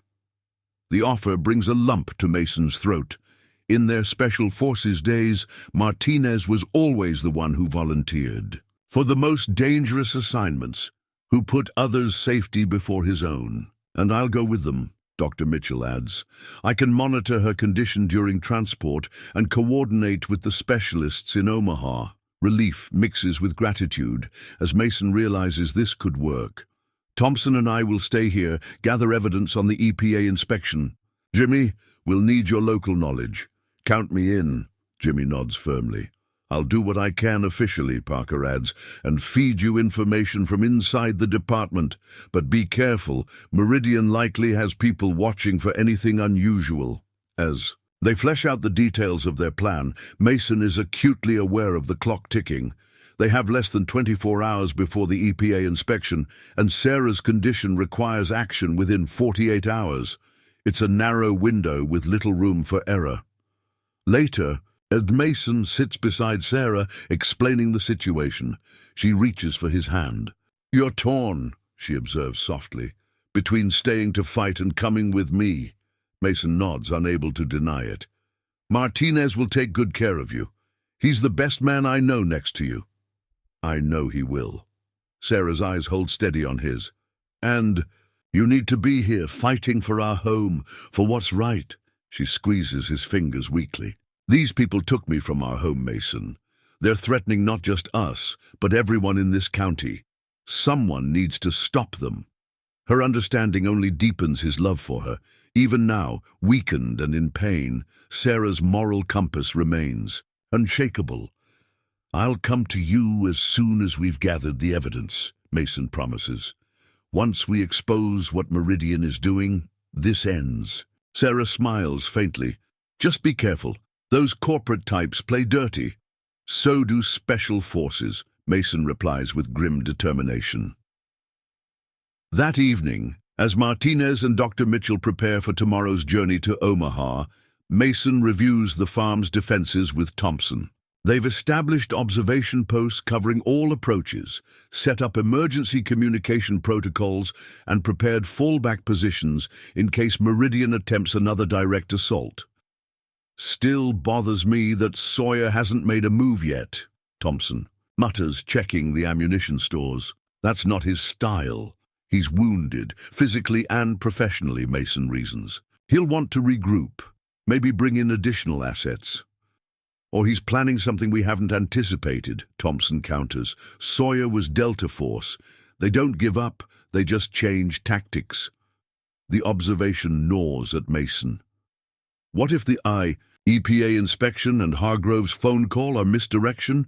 What if Sawyer is planning something more direct, more devastating? As night falls over the farm, the seemingly small problem of an EPA inspection has ballooned into a complex crisis involving Sarah's health, corporate water rights manipulation, and the very real possibility of renewed violence.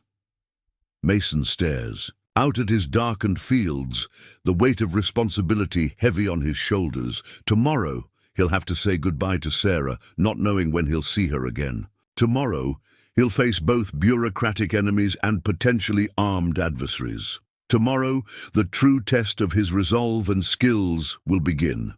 And somewhere out there, Sawyer is watching, planning, waiting for Mason to make a mistake. The wounded operative has a reputation to restore and a mission to complete. The next strike, when it comes, will be calculated for maximum effect. The small inconvenience has grown into a perfect storm, forcing Mason to make impossible choices between his wife's health and their shared future. But if Meridian thought this would break him, force his surrender, they've gravely misjudged their opponent. Because unlike them, Mason Caldwell isn't fighting for money or power or corporate interests. He's fighting for Sarah, for their home, for everything they've built together. And that makes him infinitely more dangerous than any mercenary Meridian can hire. As he checks his weapons one final time before attempting to sleep, Mason silently renews his vow: Meridian Development will pay for what they've done, not just to him and Sarah, but to everyone whose lives they've casually destroyed in pursuit of profit. One way or another, this ends with Meridian's defeat. and Mason will accept nothing less. The following morning brings a flurry of activity. To the Caldwell farm, Dr. Mitchell and Martinez prepare the modified SUV for Sarah's transport to Omaha, loading medical equipment and supplies for the journey. Thompson checks and rechecks the surveillance systems, while Jimmy returns from town with information about the EPA inspection. They're scheduled to arrive at 2 p.m., Jimmy reports, unfolding a county map on the kitchen table. 4-person team, starting at the north end of the aquifer and working south. They'll reach our property around 4 p.m. Mason studies the inspection route. That gives us a narrow window to intercept whatever falsified evidence Meridian plans to plant. My cousin says the team leader is a guy named Russell Jenkins, Jimmy continues, normally based in Denver, not local, requested specifically for this inspection. Thompson runs the name through a laptop database. Got him. EPA Senior Field Inspector, 20 years with the agency. Clean record, decorated for uncovering the Westbrook chemical dumping scandal in 2016. He turns the screen to show a photograph of a stern-faced man in his 50s. Doesn't sound like someone on Meridian's payroll, Mason observes. Maybe not. Jenkins himself, Parker suggests, but someone on his team could be compromised. Mason nods in agreement. We need eyes on the entire inspection. Thompson, can you get aerial surveillance? Already arranged, Thompson confirms. Buddy of mine flies a news helicopter out of Lincoln. He'll be doing routine traffic reporting over our area this afternoon. As they finalize their surveillance plan, Martinez approaches Mason privately. Everything's ready for Sarah's transport. We should leave within the hour to reach Omaha before dark. The moment Mason has been dreading has arrived. He follows Martinez to the bedroom where Sarah is being prepared for travel. Dr. Mitchell has her connected to portable monitoring equipment, her medications organized in a specialized cooler. There's my tough guy, Sarah smiles weakly as Mason enters. Her face is paler than yesterday, the dark circles under her eyes more pronounced. The deterioration in her condition over just 24 hours is alarming. Mason sits carefully beside her, taking her hand. Everything's arranged in Omaha. They're expecting you this evening. And you'll be right behind me once you deal with these Meridian people? Sarah asks, though her expression suggests she already knows the answer. As soon as I can, Mason promises. Martinez won't leave your side until I get there. Sarah nods, then beckons him closer. I need you to promise me something, she whispers. Don't lose yourself fighting these people. The man I married, the farmer who reads poetry on our porch at sunset, I need him to come back to me. The request strikes Mason deeply. She's acknowledging the warrior he's reverted to, recognizing the cold calculation that has replaced his peaceful demeanor since her kidnapping. I promise, he says, pressing his forehead against hers. This ends and then we rebuild, together. Their goodbye is brief but intense.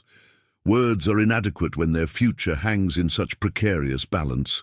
As the SUV departs down the long driveway, Martinez at the wheel and Dr. Mitchell monitoring Sarah in the back, Mason feels a physical ache at their separation. They'll be fine, Thompson reassures him, standing beside Mason as they watch the vehicle disappear from view. Martinez would die before letting anything happen to her.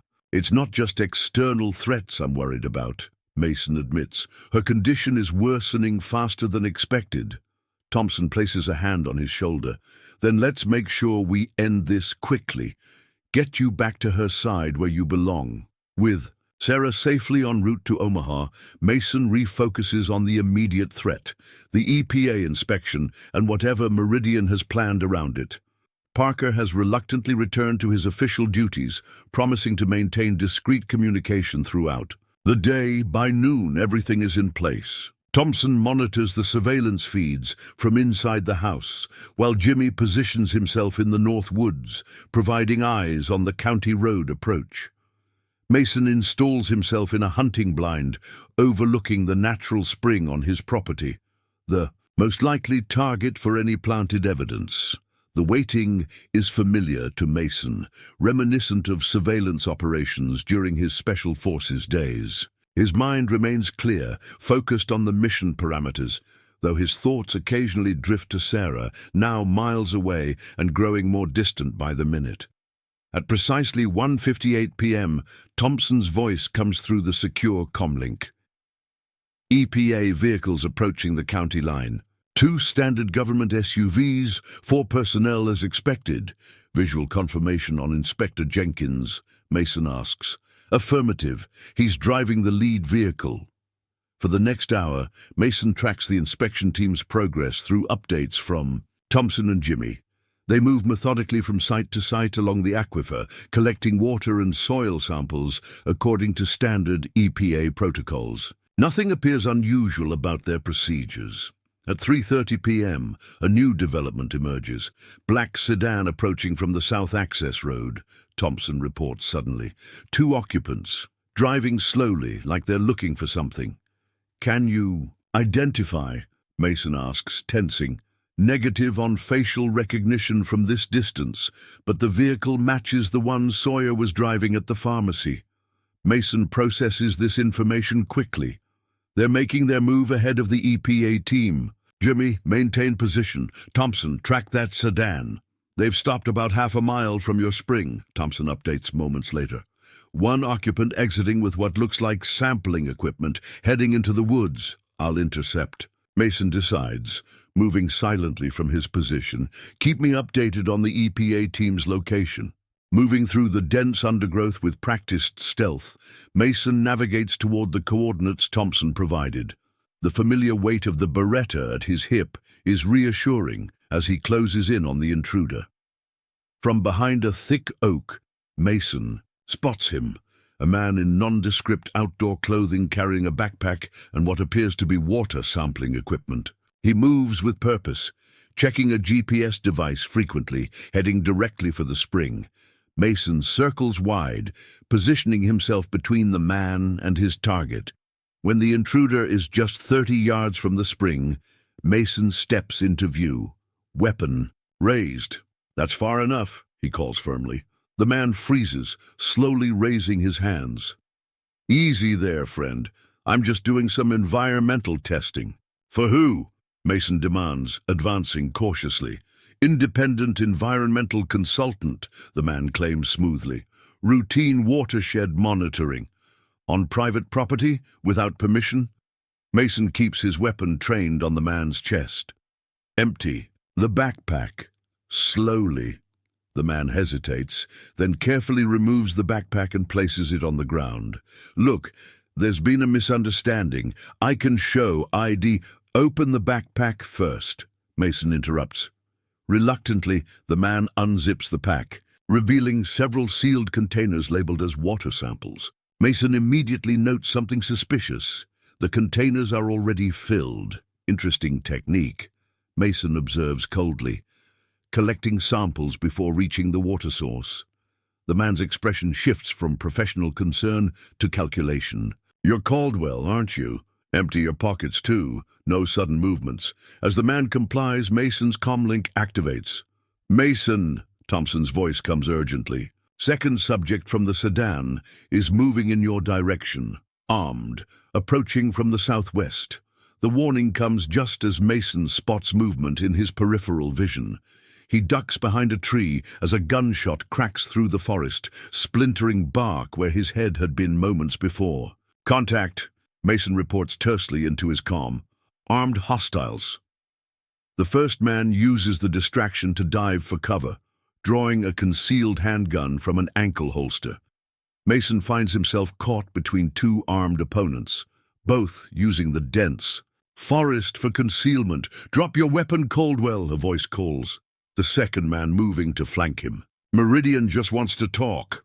With bullets? Mason calls back, changing position rapidly to avoid being pinned down. Not very convincing. Mason assesses his tactical situation with cold precision. 2 opponents, both armed, attempt to encircle him. Standard infantry tactics, but executed with professional skill that confirms these aren't ordinary corporate security. They're Sawyer's trained operatives. A brief exchange of gunfire erupts as Mason moves between positions, keeping both attackers off balance. He needs to end this quickly before the EPA team arrives and walks into a firefight. "Thompson," Mason whispers into his comm during a lull. "Status on the EPA team?"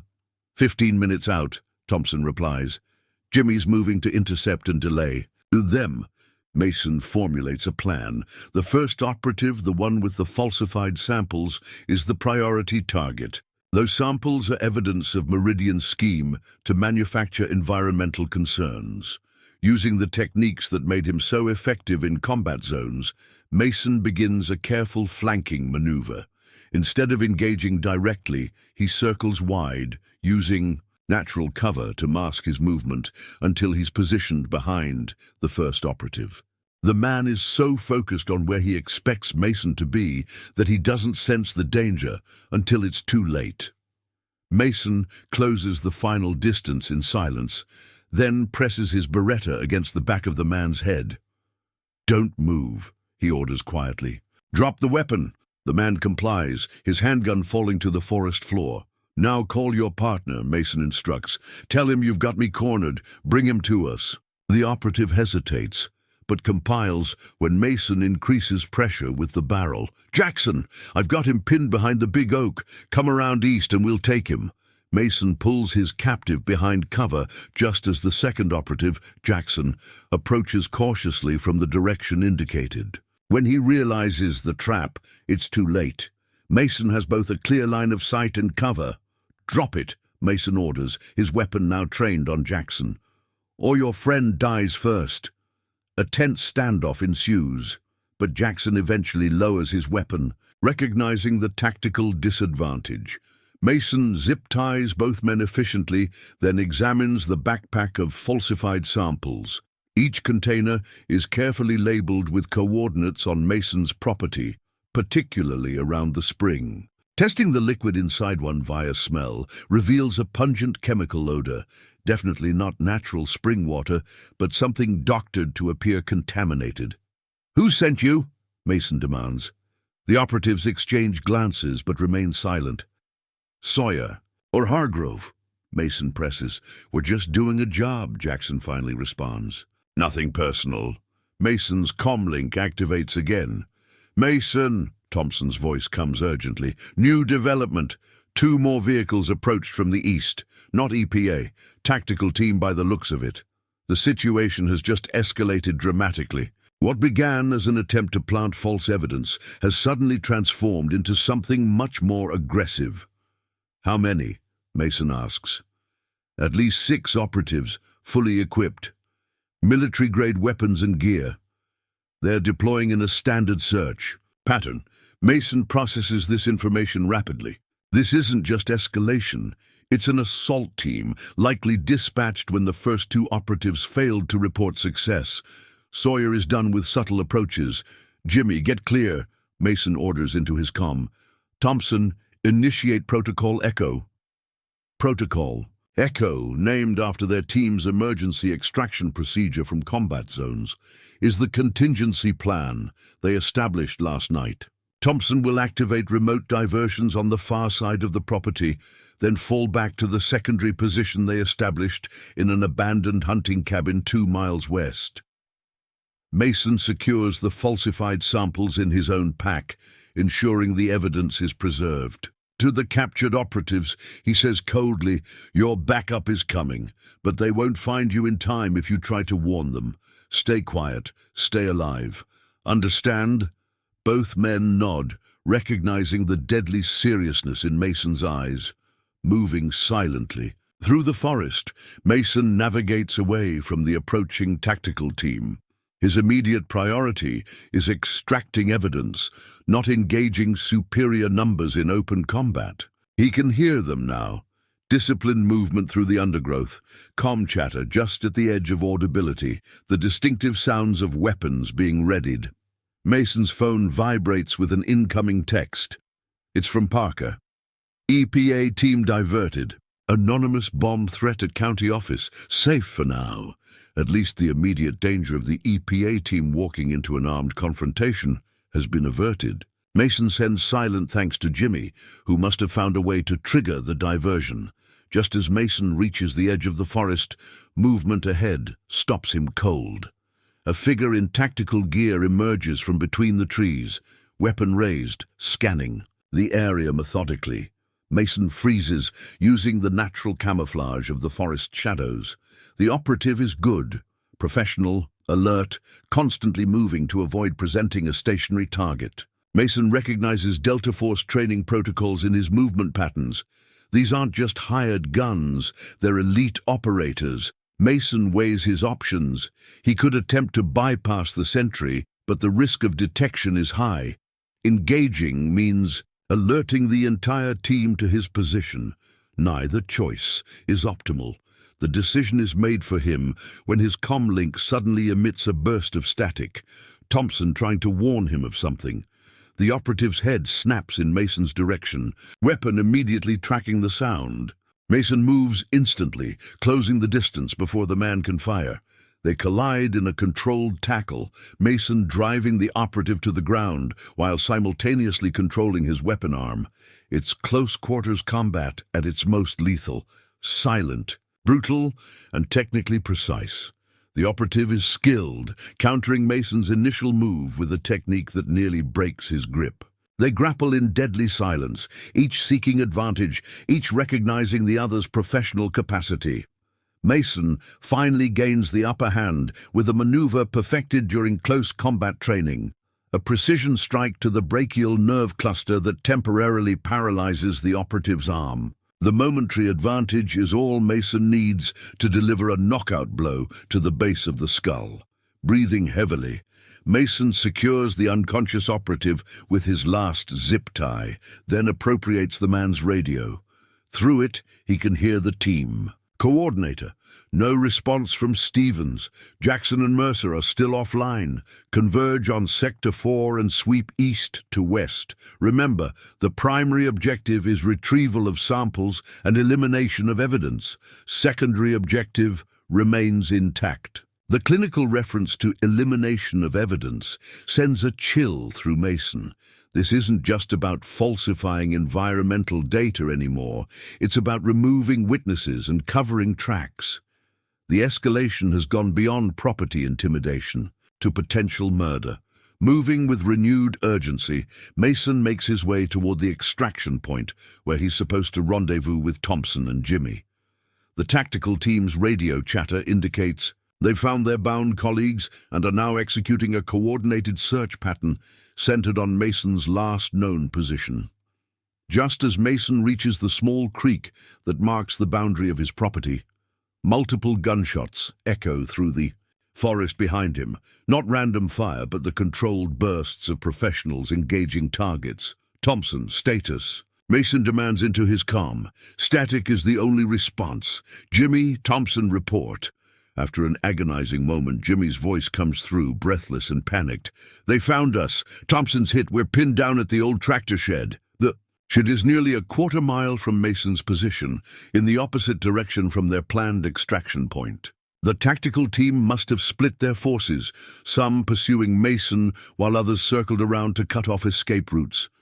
How bad is Thompson hit? Mason asks, already changing direction, moving rapidly back toward the danger.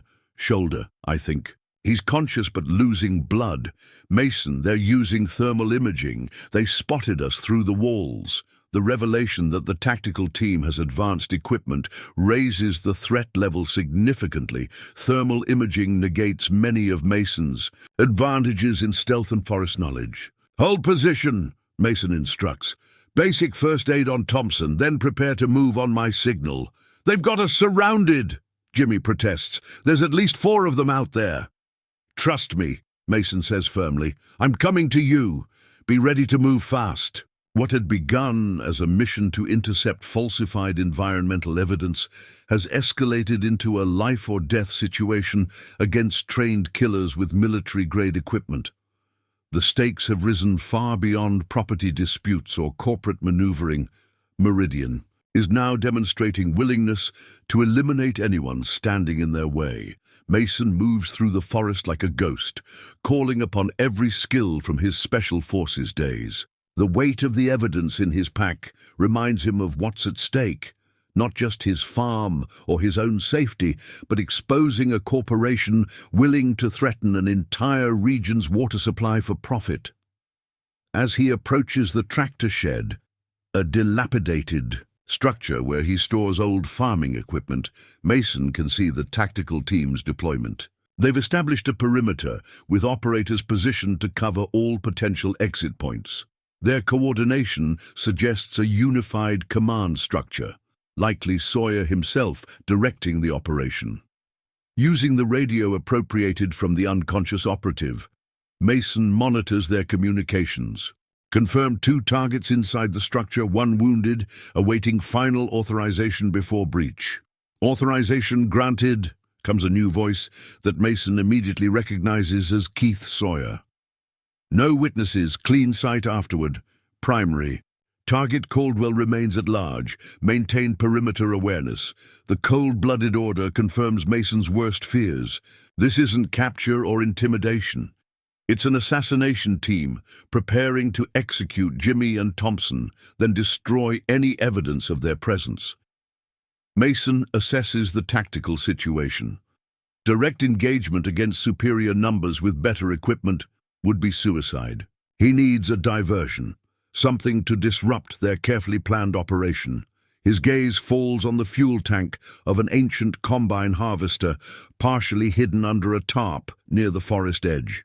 An idea forms, dangerous, but potentially effective. Moving silently to the harvester, Mason examines the fuel tank. Even after years of disuse, it likely contains residual diesel fuel.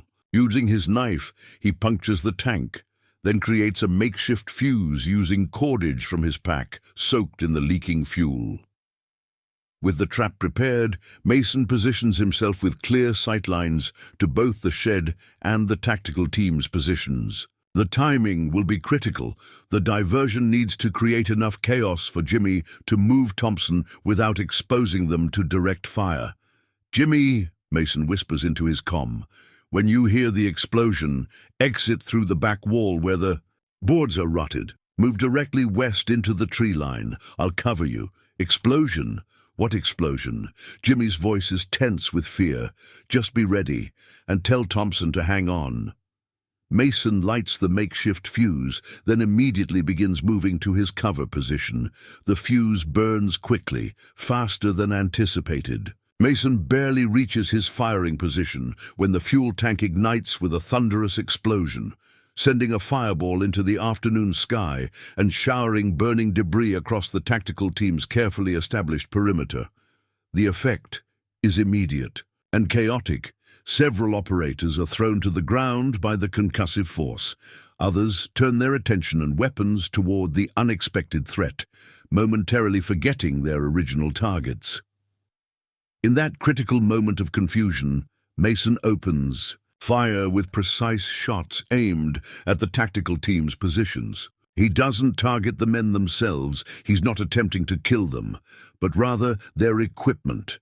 A shot destroys a thermal imaging device, another disables a radio, a third punctures a tear gas canister on an operative's belt, forcing him and those nearby to retreat from the spreading cloud. Through the chaos, Mason spots Jimmy, helping Thompson through the shed's back wall, supporting the wounded man as they stagger toward the tree line. Mason adjusts his fire to provide covering suppression, keeping the tactical team pinned down as his friends make their escape. The tactical team recovers quickly. However, their professional training is evident as they reorganize under pressure. Return fire begins to zero in on Mason's position, forcing him to relocate while still attempting to cover Jimmy and Thompson's retreat. Moving to secondary extraction, Mason reports into his comm as bullets splinter the tree beside him. "Thompson, status?" "Still breathing," comes Thompson's strained voice. "But they tagged me good, brother." Mason continues his fighting retreat, using the forest he knows intimately to stay ahead of pursuers while drawing them away from his wounded comrade. The evidence secured in his pack feels increasingly heavy with each step, not just physically, but with the weight of responsibility it represents. As Mason breaks through to a clearing where an old logging road cuts through the property, he comes face to face with the tactical operations commander, Keith Sawyer himself, flanked by two operators, weapons raised. "End of the line, Caldwell," Sawyer announces, a cold smile playing at the corners of his mouth. "I have to admire your resistance, but this was always the inevitable outcome." Mason freezes, assessing the situation. 3 weapons trained on him. No immediate cover. The sound of pursuing operators closing in behind him. The tactical situation appears hopeless. But in that moment of apparent defeat, Mason's phone vibrates with an incoming message. Despite the weapons trained on him, he glances at the screen. It's from Sheriff Parker. "In position with State Police Tactical Unit. Give the signal." Mason looks up at Sawyer, his expression shifting from resignation to determination. "You're right about one thing, Sawyer," he says, slowly raising his hands. "This was inevitable, but not in the way you think." Before Sawyer can respond, Mason drops flat to the ground as the forest erupts with the distinctive commands of law enforcement. "State Police! Drop your weapons! On the ground now!" Tactical officers in state police uniforms emerge from concealed positions, weapons trained on Sawyer and his men. Parker steps forward, badge displayed prominently. "Keith Sawyer, you're under arrest for conspiracy, kidnapping, attempted murder, and a list of charges I'm still working on," Parker announces with satisfaction. "Your men might want to consider their options carefully." The sudden reversal leaves Sawyer momentarily speechless. His operators, professionals to the core, quickly assess the overwhelming force arrayed against them and wisely choose to surrender. As state police secure the scene, Parker helps Mason to his feet. "Got your message about the evidence. Decided to bring some friends from the state tactical response team. Old buddies from my days at the academy. Hope you don't mind the backup." Mason hands over the pack containing the falsified water samples. "Perfect timing. Thompson's wounded. He and Jimmy are heading west through the forest." Parker immediately dispatches officers with medical training to locate and assist them. "How did you manage this?" Mason asks, surveying the state police operation, now efficiently taking Sawyer's tactical team into custody. "Your evidence about the falsified samples was enough to get the state attorney general involved," Parker explains. "When I reported a private military force operating on American soil against civilians, things escalated quickly. Nobody wants another Waco or Ruby Ridge on their watch." As Sawyer is led away in handcuffs, he locks eyes with Mason. "This changes nothing," he says coldly. "Meridian has resources you can't imagine. People you'll never touch. Maybe," Mason acknowledges, "but they don't have you anymore, and they don't have this." He pats the evidence pack now in Parker's possession. With the immediate threat neutralized, Mason's thoughts return to Sarah. He needs to get to Omaha to be by her side during treatment. But as he watches state police methodically documenting the scene of Meridian's assault on his property, he knows the danger isn't over. Sawyer was just the tactical element. Victor Hargrove and whoever directs Meridian's overall strategy remain. At large, their resources and influence undiminished. They've escalated from threats to attempted murder once. They won't hesitate to do so again. The battle is won, but the war continues. And somewhere in Omaha, Sarah lies vulnerable, protected only by Martinez and Dr. Mitchell against whatever Meridian might plan next. Night has fallen by the time the state police finish processing the scene at the Caldwell farm. The tactical team members have been taken into custody, their weapons and equipment catalogued as evidence. Keith Sawyer, however, has been transported separately to the state police headquarters in Lincoln for high-level interrogation. Mason stands on his porch, watching the last police vehicles depart. His property bears the scars of the day's violence. Bullet holes in trees, scorched earth from the explosion, trampled underbrush from the tactical team's movements. The physical damage can be repaired, but the sense of violation lingers. Sheriff Parker approaches, his expression grave. Thompson's been airlifted to Omaha General. Jimmy's with him. Doctors say he'll recover, but it was close. Bullet nicked an artery. I need to get to Omaha, Mason responds, his mind already with Sarah and his injured friend. I figured as much, Parker nods. State police have offered helicopter transport. They want your formal statement, but understand your wife's situation. Chopper will be here in 30 minutes.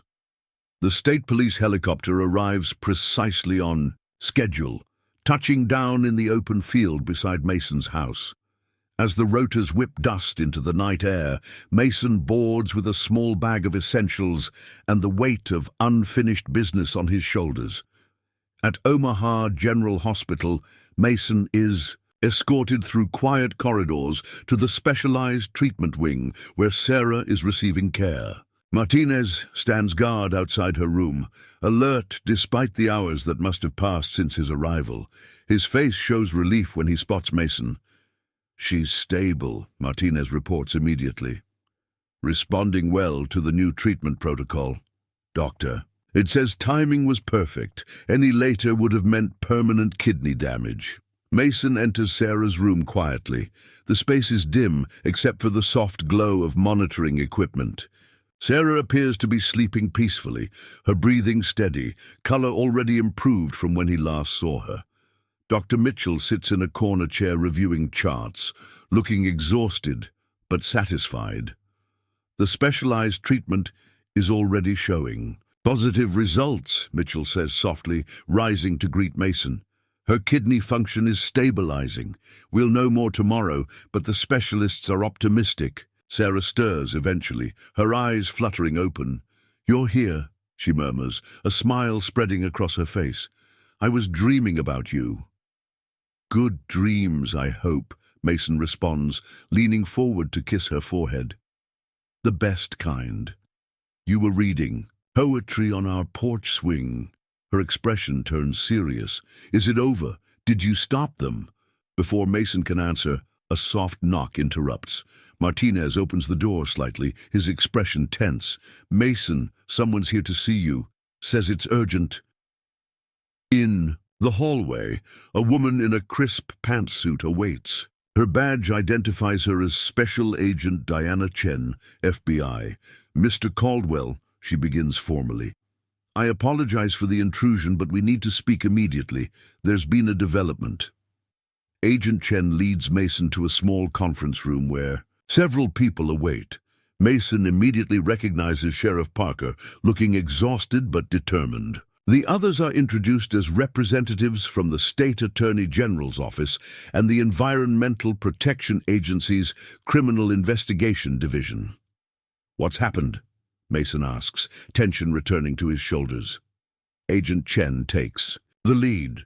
Keith Sawyer was being transported to federal custody when the convoy was attacked. Professional hit, military precision, 2 state troopers injured, Sawyer extracted. The news sends a chill through Mason. Meridian? That's our working assumption, Chen confirms. But there's more. Approximately 20 minutes ago, Victor Hargrove held an emergency press conference in Lincoln. She activates a tablet, pulling up video footage. Victor Hargrove stands at a podium, his expression grave but composed, as cameras flash around him. Meridian Development categorically denies any involvement in today's unfortunate events in Millbrook County, Hargrove announces smoothly. We are, however, deeply concerned about reports of environmental contamination affecting properties we've been in negotiations to purchase. Our priority remains the safety and well-being of local residents. Mason watches with growing anger as Hargrove outlines what amounts to a public relations counteroffensive, portraying Meridian as concerned corporate citizens while simultaneously advancing their original agenda of clearing residents from their properties. There's one more thing, Sheriff Parker interjects. Judge Harmon just issued an emergency inspection order for your property specifically. Environmental officials are scheduled to conduct testing tomorrow morning. The coordinated legal and public relations assault reveals the true face of their opponent. This isn't just Sawyer's tactical operations or Hargrove's corporate maneuvering. This is Meridian's full power being brought to bear. As the meeting concludes, Mason's phone rings, an unknown number. Cautiously, he answers on speaker. "Mason Caldwell?" a female voice inquires. Speaking. "My name is Rebecca Torres. I'm an investigative journalist with the Lincoln Journal-Star. I understand you've had some interactions with Meridian Development recently." "What kind of interactions are you referring to?" Mason asks carefully. "The kind that involve armed private military contractors and falsified environmental evidence," Torres responds directly. "I've been investigating Meridian for 6 months, Mr. Caldwell. Your situation isn't unique, just the most recent and dramatic example of their tactics. The revelation that someone has been tracking Meridian's activities independently offers a potential new avenue. The media, the court of public opinion, represents a battlefield where Meridian's advantages might be neutralized. I have documentation on 3 other cases across the Midwest where Meridian used similar approaches," Torres continues. "What I haven't had until now is someone willing to go on record against them." "I'll meet with you," Mason decides. Tomorrow morning, dawn breaks over Lincoln as Mason approaches the gleaming glass headquarters of Meridian Development. He's dressed in a simple suit borrowed from Thompson's hospital room, not his usual attire, but necessary for today's mission. At his side walks Rebecca Torres, digital recorder and press credentials ready. "Are you sure about this?" Torres asks one final time. "Once we're inside, there's no turning back." "I'm sure," Mason replies, his resolve hardened by the night's planning. Meridian's board meeting starts in 20 minutes. Hargrove will be there, along with every decision-maker responsible for what happened to Sarah and Thompson. Behind them, a small army of unexpected allies has assembled. Jimmy arrived with 3 neighboring farmers whose properties were also targeted by Meridian. Sheriff Parker stands with 2 deputies, warrant in hand. Agent Chen waits with federal agents, ready to move once given legal clearance. Most surprisingly, a news van from the regional affiliate has arrived, alerted by Torres's contacts in the media.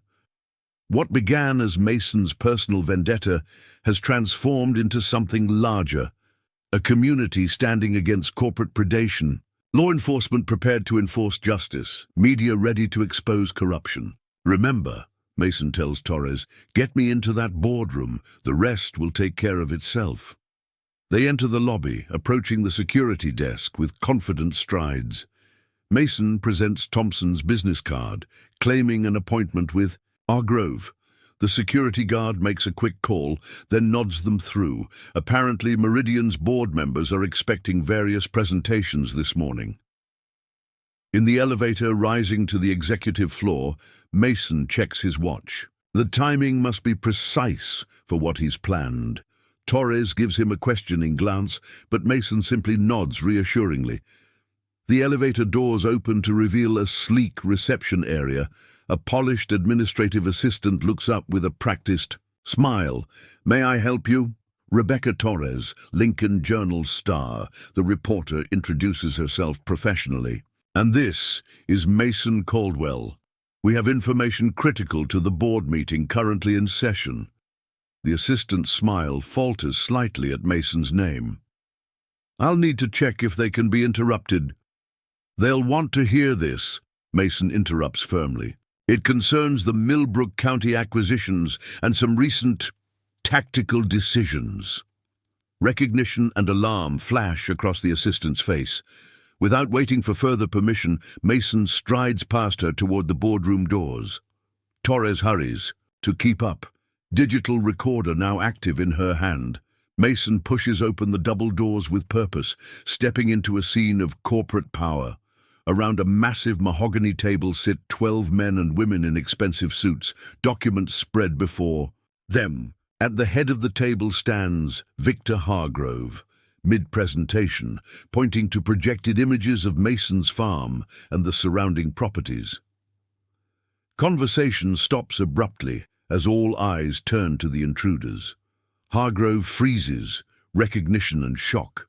crossing his features before he composes himself. "Mr. Caldwell," he says smoothly, though Mason detects a tremor in his voice. "This is a private meeting. Security will escort you out." "Before they do," Mason replies calmly, "the board might want to hear about the armed mercenaries you sent to my property yesterday, or the falsified environmental evidence your operatives attempted to plant, or perhaps most importantly, the kidnapping of my wife to coerce me into selling my farm." Murmurs erupt around the table. One board member, an older woman with steel-grey hair, looks particularly disturbed. "These are serious allegations," she says sharply. "Mr. Hargrove, what is he talking about?" Hargrove's expression hardens. "Unfounded. Accusations from a desperate man trying to inflate his property's value. Mr. Caldwell has been uncooperative with our standard acquisition procedures." "Standard procedures?" Mason echoes incredulously. "Is that what you call sending Keith Sawyer and his mercenaries to threaten families? Is kidnapping standard procedure for Meridian development?" The boardroom doors open again as security guards rush in, moving to flank Mason. Hargrove smiles thinly, regaining confidence. "Remove him," he orders. "Not yet," comes a new voice as Sheriff Parker enters, followed by Agent Chen. "Victor Hargrove, we have a warrant for your arrest on charges of conspiracy, kidnapping, attempted murder, and environmental crimes." The boardroom erupts in chaos. Board members rise in alarm, security guards hesitate uncertainly, and Hargrove's face drains of color as federal agents move to take him into custody. "This is absurd," Hargrove protests, backing away. "Everything was approved through proper channels. The board authorized all acquisition strategies, including kidnapping my wife." Mason advances toward Hargrove, closing the distance between them. "Including sending armed men to burn down my barn. Was that in the corporate minutes?" Hargrove's expression shifts from outrage to calculation. "You have no proof connecting me to those unfortunate incidents. Sawyer operated with autonomy. If he exceeded his authority—" "We have the proof," Agent Chen interrupts, holding up a flash drive. "Keith Sawyer was recovered this morning. In exchange for consideration in his own case, he's provided complete documentation of all directives received from Meridian Management, including direct orders from you, Mr. Hargrove." The revelation lands like a thunderbolt in the room. Several board members immediately distance themselves from Hargrove, physically moving away, as if corruption might be contagious. "You authorized everything," Mason says quietly, now standing directly before Hargrove. "Sarah's kidnapping, the falsified environmental evidence, the tactical team sent to eliminate witnesses." For a moment, Hargrove's corporate mask slips, revealing the ruthless calculator beneath. "Business is business, Caldwell, nothing personal." "It became personal when you took my wife," Mason replies, his voice deadly quiet. "What happens next occurs so quickly that later accounts will differ. Some claim Mason struck Hargrove. Others insist Hargrove lunged first in desperate self-preservation. The security footage will show only that Hargrove suddenly staggered backward, collapsing into his executive chair as Mason stood impassively before him. As federal agents move to handcuff Hargrove, Rebecca Torres captures everything on her recorder. The story, writing itself before her eyes, will become front-page news across the Midwest by afternoon. A corporate conspiracy exposed, a farmer's determined stand against corruption, justice delivered in a boardroom rather than a battlefield. 3 months later, Mason sits on his porch swing, Sarah beside him wrapped in a light blanket despite the summer evening warmth. Her recovery continues steadily, each day bringing more of her strength back. The specialized treatment in Omaha proved successful beyond their hopes, her condition now manageable with ongoing medication. "Read another," she encourages, leaning against his shoulder as sunset paints their fields gold. Mason turns the page of the poetry book in his lap, his voice gentle as he continues. Robert Frost's mending wall. The familiar words take on new meaning after all they've endured. The boundaries between neighbours, the importance of what makes good neighbours. Their farm remains theirs, untouched by Meridian's grand plans. The company itself is in tatters. Multiple criminal indictments against its leadership and class action lawsuits from communities targeted by their predatory practices. Hargrove awaits trial, his bail denied due to flight risk. Sawyer's testimony ensured the conspiracy charges reached all the way to Meridian's board. Thompson has returned to his security consulting business, his shoulder healing though he'll never regain full mobility. Martinez visits occasionally, having decided to settle temporarily in Omaha, where he's found unexpected purpose working with veteran support groups. Jimmy has become something of a local hero, his account of the standoff at the farm growing more elaborate with each retelling at the town diner. The EPA's legitimate investigation found no contamination in the aquifer. The falsified evidence, preserved by Mason and documented by federal investigators, provided the final nail in Meridian's legal coffin. Sheriff Parker appears at the end of their driveway, his cruiser kicking up dust as it approaches. He brings news regularly, updates on the legal proceedings, community developments, security reports as the case progresses. "Evening, Sheriff." Mason greets him as Parker ascends the porch steps. "Any news?" "The last of Meridian's assets were frozen today," Parker reports, accepting the glass of lemonade Sarah offers. Restitution payments should start flowing to affected communities within weeks. Sarah smiles, some of her old vigor returning to her expression. "And the water rights?" "Transferred to a community trust, as requested. The entire county will benefit from proper management of the aquifer." Mason nods in satisfaction. The victory feels complete, not just for their farm, but for everyone Meridian would have displaced in their relentless pursuit of profit. As dusk deepens, fireflies begin to appear over the fields. Mason watches them, reminded of muzzle flashes, in dark forests, both here and in distant combat zones. But those memories no longer dominate his thoughts. The warrior part of him, awakened by necessity when Sarah was threatened, has returned to dormancy, not gone, but properly balanced with the farmer, the husband, the community member he's chosen to be. "We should plant that new section tomorrow," he mentions to Sarah, gesturing toward the western field. "Jimmy's boy Tyler wants to learn about crop rotation." Sarah squeezes his hand, understanding the significance. Mason is looking forward again, planning seasons ahead, believing in their future here. The farm that Meridian coveted remains a sanctuary, made stronger by the threats it weathered. The man who defended it has returned to tending its soil rather than shedding blood upon it. And the woman whose illness became a corporate target for exploitation now sits beneath her own vine and fig tree, secure in the knowledge that justice, though sometimes slow, eventually arrives for those with the courage to demand it. As night falls completely over the Caldwell farm, Mason and Sarah remain on their porch swing, watching stars emerge above fields that remain undeniably, irrevocably theirs. Not just parcels of land with assigned monetary value, but home, defended as only those who truly understand its worth could do.